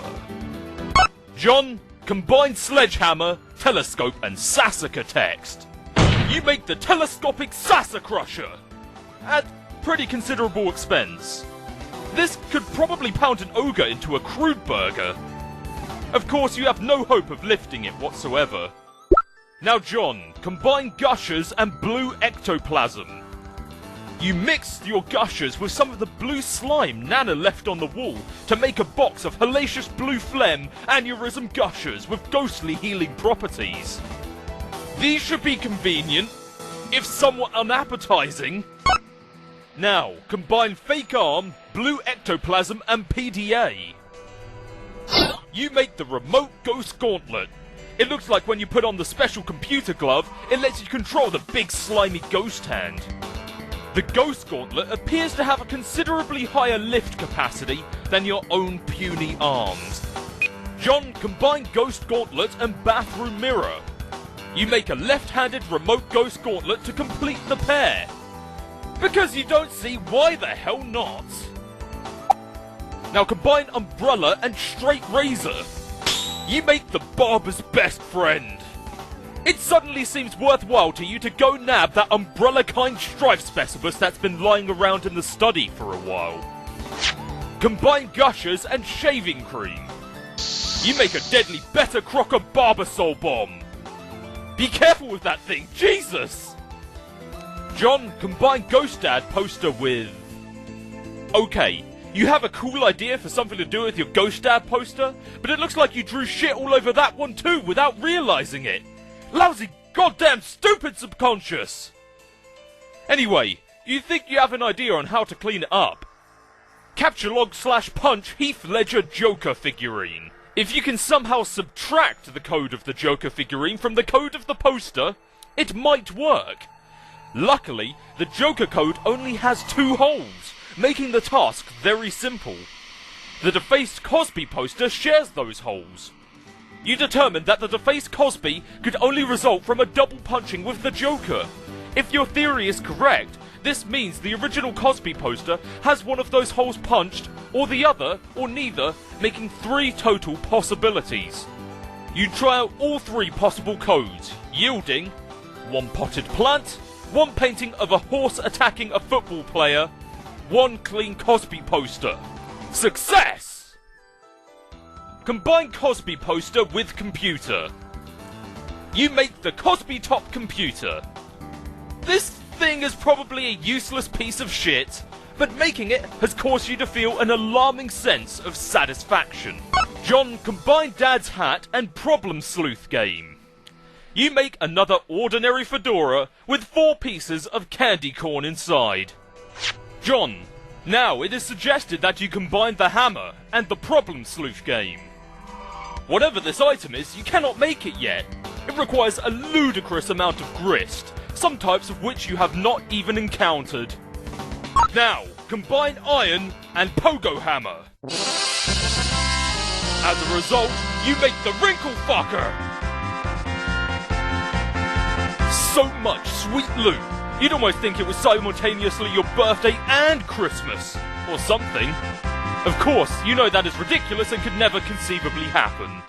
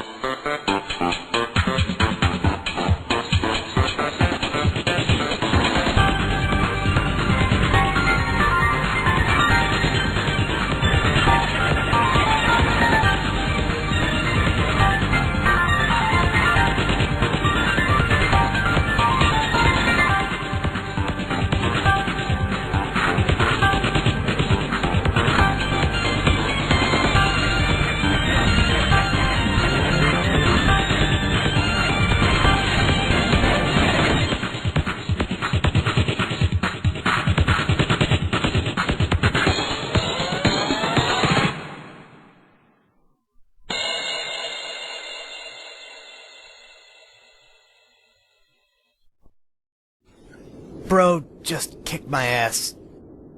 That's really all there is to say on the matter.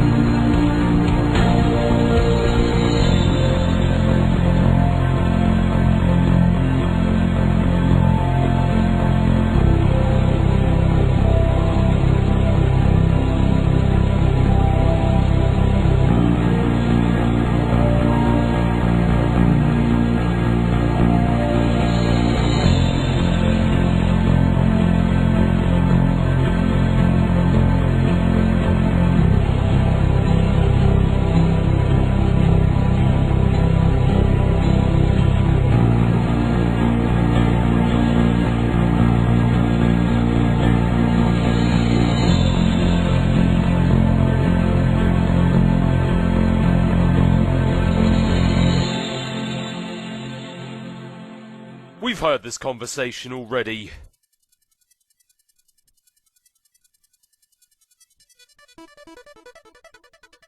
Jade, perhaps it is time to update your colourful reminders. You take a moment to gather your thoughts after your dream. While you are asleep, it can get very confusing figuring out what is really happening and what isn't, especially during the eclipse, when you are exposed to many visions of the past, present and future through a variety of cloud mirages. It is only after you wake up that you are able to start making sense of it all, and your reminders help you do this. But on reflection, there wasn't much in the dream about the future. You were quite surprised to see your dog in your dream, though. It was the first time the crafty guardian has ever appeared in a dream. You have learned that today is his birthday, just like it is for your other best friend. You have always wondered about this, and never had the chance to throw him a party or bake him a cake. Now you can! But if you do, it seems that you will need a lot of candles. Beck has never allowed you to enter the mystic ruins for reasons you never understood. You always assumed it was on account of your protection, but your dream has strongly suggested to you that it is where you need to go now. Since your dreambot is secured in its chamber and does not need to be looked after, Beck is taking a nap in the grand foyer, as he usually does. Perhaps you can take advantage of this and sneak out of the house another way. Jade, it is suggested that you grab your harpoon gun. Oh yes, of course! One of your reminders reminds you that you still have a package to deliver too. This way you can kill 2 birds with 1 harpoon gun. Now Jade, use your harpoon to zip line into the great outdoors.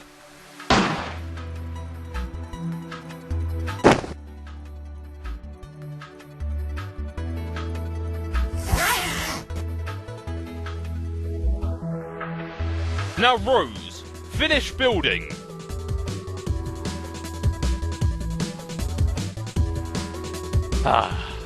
Architectural perfection. Dave, mourn the loss of Little Cow. See ya, little dude. If you had any more apple juice, you would pour some out for your homie. You'll have to remember to double check your closet for more juice. Dave, go and get a goddamn new sword.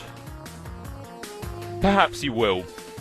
But if you do, it looks like you'll have to break it first. Perfectly good strife specialist down the toilet. Thanks, bro. Dave, capture log beta. You tried to grab the beta, but you forgot your Silodex is completely packed. You wonder why you jammed all this useless crap in here in the first place. Maybe you assumed you would weaponize it all during one of your customary hash rap battles with your bro. But in retrospect, that probably just would have been a huge chore and would have made the battle drag on forever. It's like, what, are you made of time? Dave, eject your modus and set it to Scrabble values. You dump all this crap all over the roof. You then set your modus to the Scrabble hash function for some reason. This function always makes it a little less intuitive to calculate hash values for items, and therefore more cumbersome to rap with. But you guess that's kind of a moot point, now that your bro flew off fuck knows where. His mysterious ways transcend irony once again. You get the beta, 3 + 1 + 1 + 1, now yielding a radically different hash value with the Scrabble function. Which is to say, a radically exactly the same value. Okay, I got it. I hope you appreciate how much gross spongy proboscis I had to fillet to get this game. Hello? What are you doing? Anyway, I'm going downstairs now and installing this thing. Later. You have finally finished your building project. You have done about all you can do for John. You don't think you can provide much assistance against all those ogres this time, but at least now John appears to be armed to the teeth. All there is left to do is wait for Dave. Rose, capture log and send John code for his present. That would certainly hasten the parcel's delivery, but the gift is not finished yet.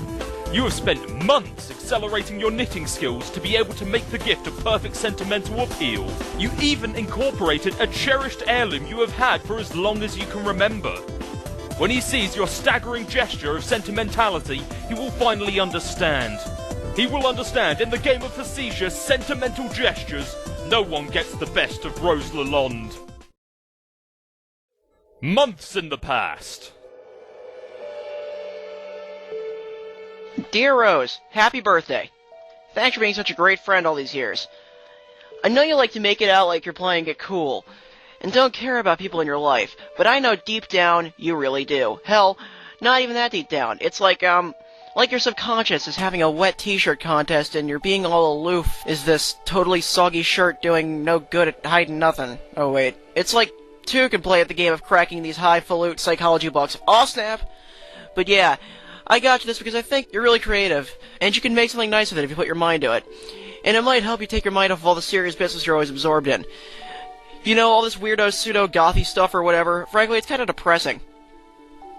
Anyway, you're the best, Rose. Have a rad 13th. I'll catch up with you guys soon. God, you're all so old. Ghosty Trickster, John.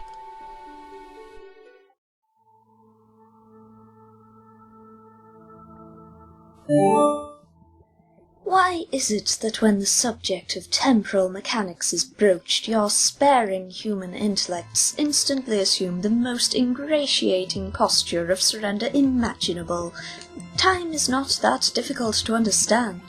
It is a utility that a universe may resort to in order to advance a desired degree of complexity, or may not resort to if that is the case. It's all pretty pedestrian, but no, when time travel comes up, you present the face that a man shows when the breeze gradually alerts him to his absence of nether dressings. I don't see how we are to properly agitate you all if you continue to insist on failing to understand basic concepts which common infants effortlessly manage to describe via scrawlings in their own puddles of sloppy discharge. Have we spoken before? Yes, in the future. You and your friends never cease to invent ways to strengthen the credibility of your assertions. Oh my. It is your human sarcasm again. I enjoy listening to it, and I wish doing so could serve as my primary form of recreation. There, see, I just did it too, saying the opposite thing to emphasize my contempt.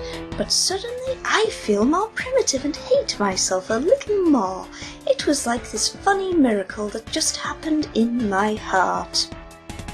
I would admire the sophistication of you and your fellow future dwellers a little more if you seem to be aware the word human only functions as that sort of adjective in bad science fiction. But I won't be rude and change the subject. There's still a little bit of unflagellated straw poking out of your rhetorical effigy over here. Oh dear.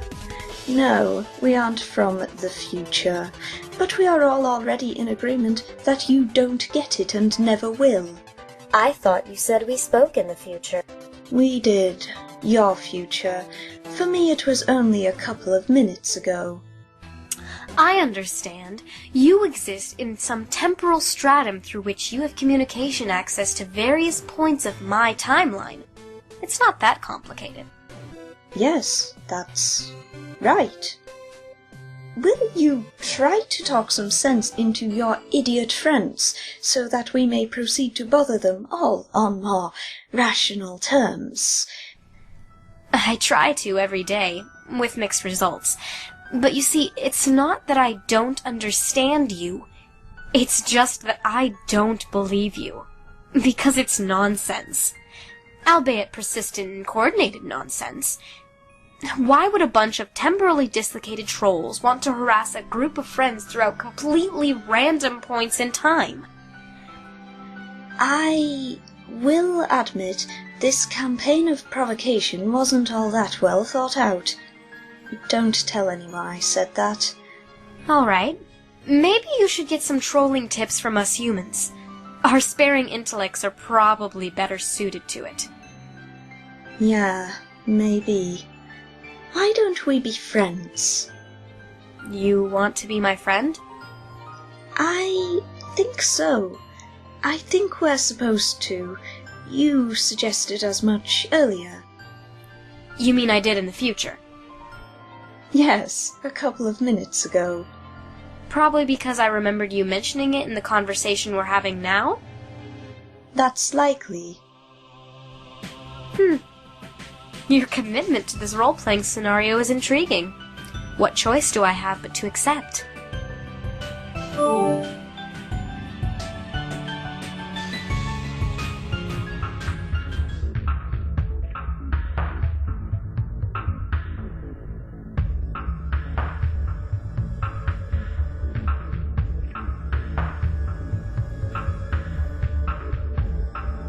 Dear Dave, happy birthday. I just wanted to take a break from telling you how much your gay butt stinks all the time and say what an awesome friend you are. Seriously, On any other day, I would be downplaying how you aren't really as cool as you think you are. But just between you and me, I think you actually might be that cool. I think you just gotta get out of your bro shadow and spread your wings, dude. So, I got you these. They're totally authentic. They actually touched Ben Stiller's weird, sort of gaunt face at some point. I'm sure you'll dig them, because I know you lolled so hard at the movie. Okay, so for real, this is sort of a shitty present, but it is an ironic present, because I know you wouldn't have it any other way. Maybe you can wear them ironically sometime. They might even be more ironic than your bro's dumb pointy anime shades. Anyway, have a good one, buddy, and stay busy being totally sweet. Go see Trickster, John.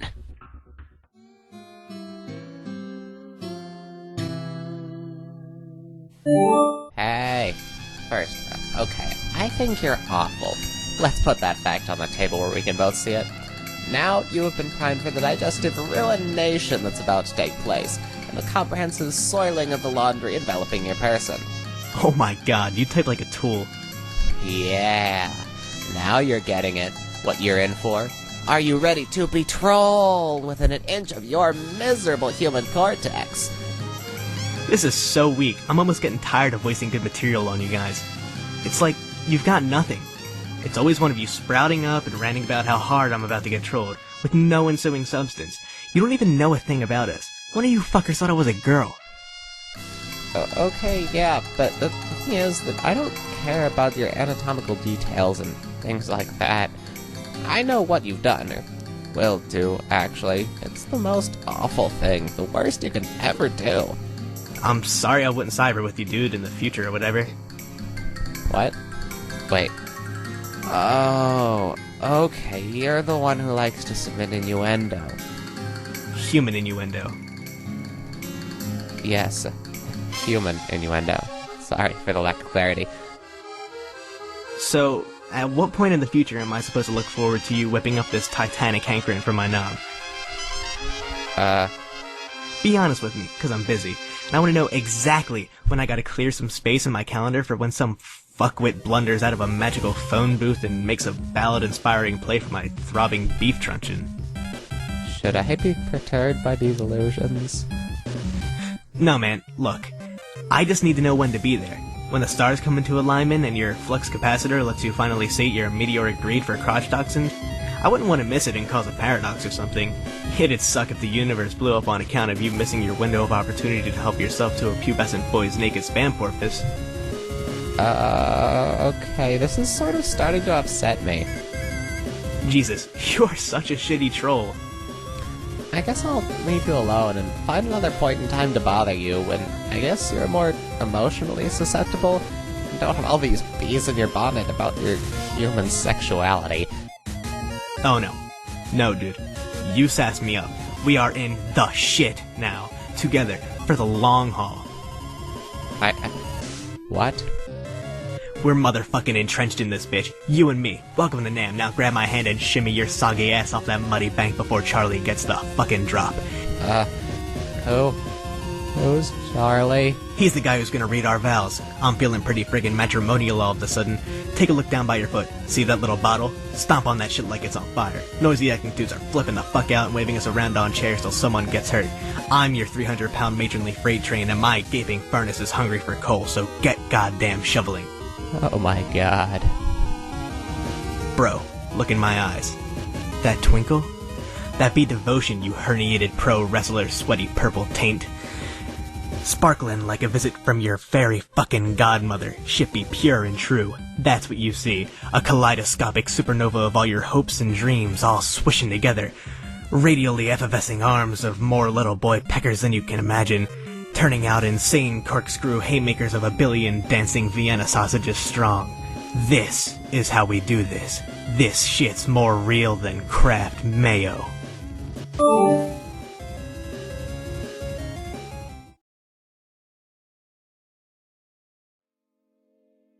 You are now the Aimless Renegade. You have identified a couple of unwelcome rogues outside your present stronghold. They are in violation of your jurisdiction. Despite your ordinarily striking marksmanship, you have spent your entire ammo clip without recording a single kill shot. What will you do? Aimless Renegade, realize that your weapon is magazine-fed, not clip-fed. I don't give a shit about that. Now, examine the wall behind you. The wall exhibits rows of ancient hieroglyphs depicting an array of amphibious and reptilian life forms. This is illegal pictography. It makes you angry. Go and search for some more ammo. There is plenty of ammunition stored in the various ammo crates, which you have spent a great deal of time unearthing from nearby dunes and hauling back to your stronghold. You have a large variety of weaponry and ammunition at your disposal. Whether you can locate some AK-47 rounds quickly enough is a different matter. Aimless Renegade, quickly retrieve sidearms. You retrieve a pair of deadly sidearms. But you will need a longer range weapon if you are to continue your enforcement. It is suggested that you find a rocket launcher. Here's one. Now, befriend the unwelcome rogues. You wonder if you should reconsider your grievance with the offenders. Perhaps you should let it slide? They seem friendly enough, and it's been so long since you've had company. It would also be quite a pity to blow up that tall, attractive female. But then again, they are both in flagrant violation, trespassing through several zones which you painstakingly marked off as off-limits while you conduct your investigation of this crime scene. It is your duty to investigate this illegal monument and to get to the bottom of its illicit amphibious idolatry. Just thinking about all the sloppy footprints they are leaving in the sand makes your carapace steam. The law is all that's left to hold on to in this unforgiving dust bowl. You cannot afford to loosen your black cause grip, lest justice slip through your fingers. Law is beauty, order is peace, judgment is the very basis for all that is pure, and... hold that thought. You need to take a moment to wear something ridiculous before you continue your spiel.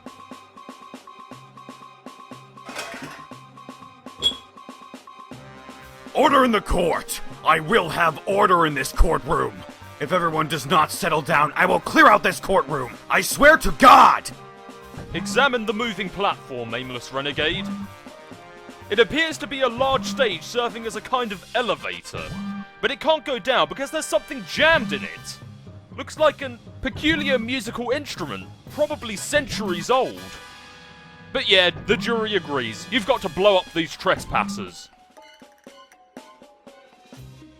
Jade, place present on monument. You put John's present down in just the right spot, along with a letter you prepared a little while ago after a particularly interesting series of dreams. Should be any minute now.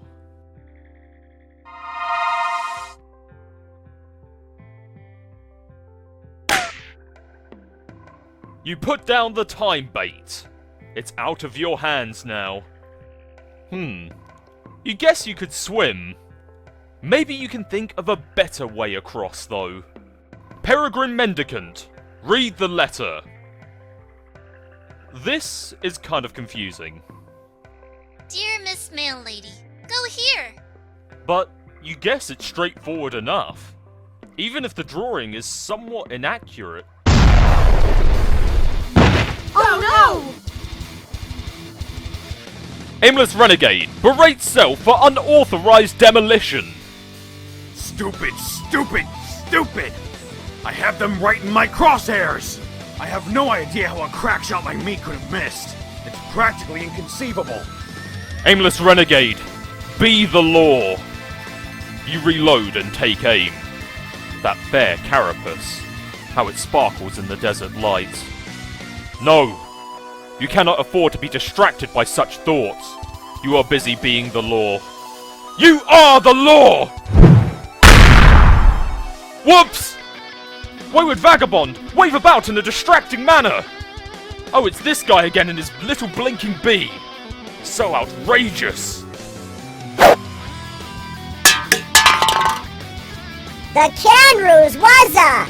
Dot, dot, dot, dot, dot, dot, dot.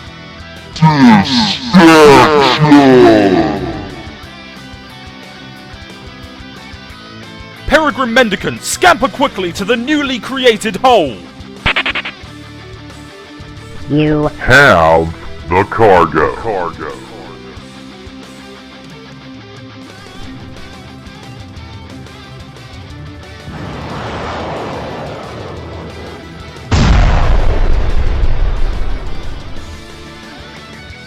Now read the next step off the letter. At the bottom of the letter is a series of coordinates along with further instructions. You know what you must do. Liberty, reason, justice, civility, edification, perfection, male!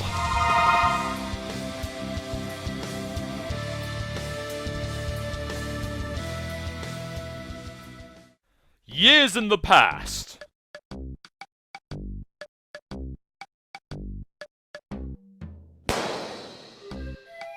Today is your birthday.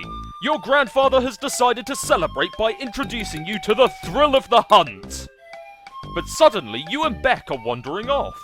Where is this silly dog taking you? You find a present. You open it to find a shirt that is way too big for you, and pumpkin seeds?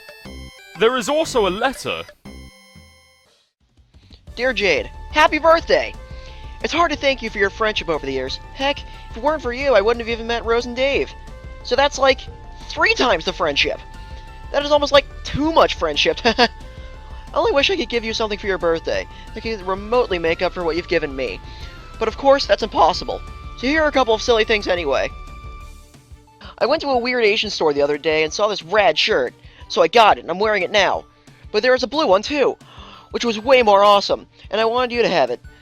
I know you like green a lot, but maybe try wearing blue sometimes. I bet you'd look like $1 million. Also, I know you've been frustrated lately about how your pumpkins keep disappearing. Well, I can't begin to explain why that's happening. All I can do is give you these so you can plant some more. Don't give up, Jade. Wherever those dumb old pumpkins went off to, I'm sure you know the fun is growing them and taking care of them until they're ready. Gotta head to the post office so this doesn't get to you too late. Talk to you soon. Ghosty Trickster. John. Who is this John claiming to be your friend? And these other friends he mentions? Whoever he is, you think he might be onto something. Blue is a very pretty colour. Also, growing some pumpkins sounds like it could be fun. Maybe you will ask Grandpa if you can use the atrium to do some gardening. This will be exciting. You bear the vicious brunt of the story transition directly in the face.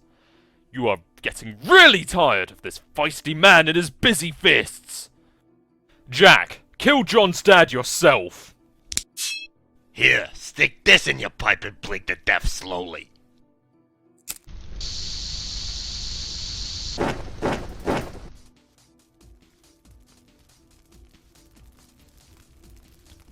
You release the prisoner. He is free to go. Jade, play guitar to summon giant lily pads. Rabbit, rabbit, rabbit, rabbit.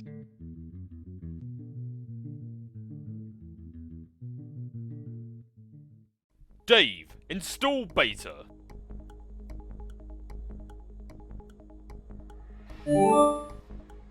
Alright, I'm installing this game finally. We're doing this, man? Yeah, you can almost say we're making this. Go on.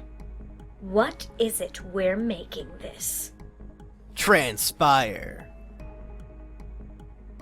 Excellent. Let's make this shit take place.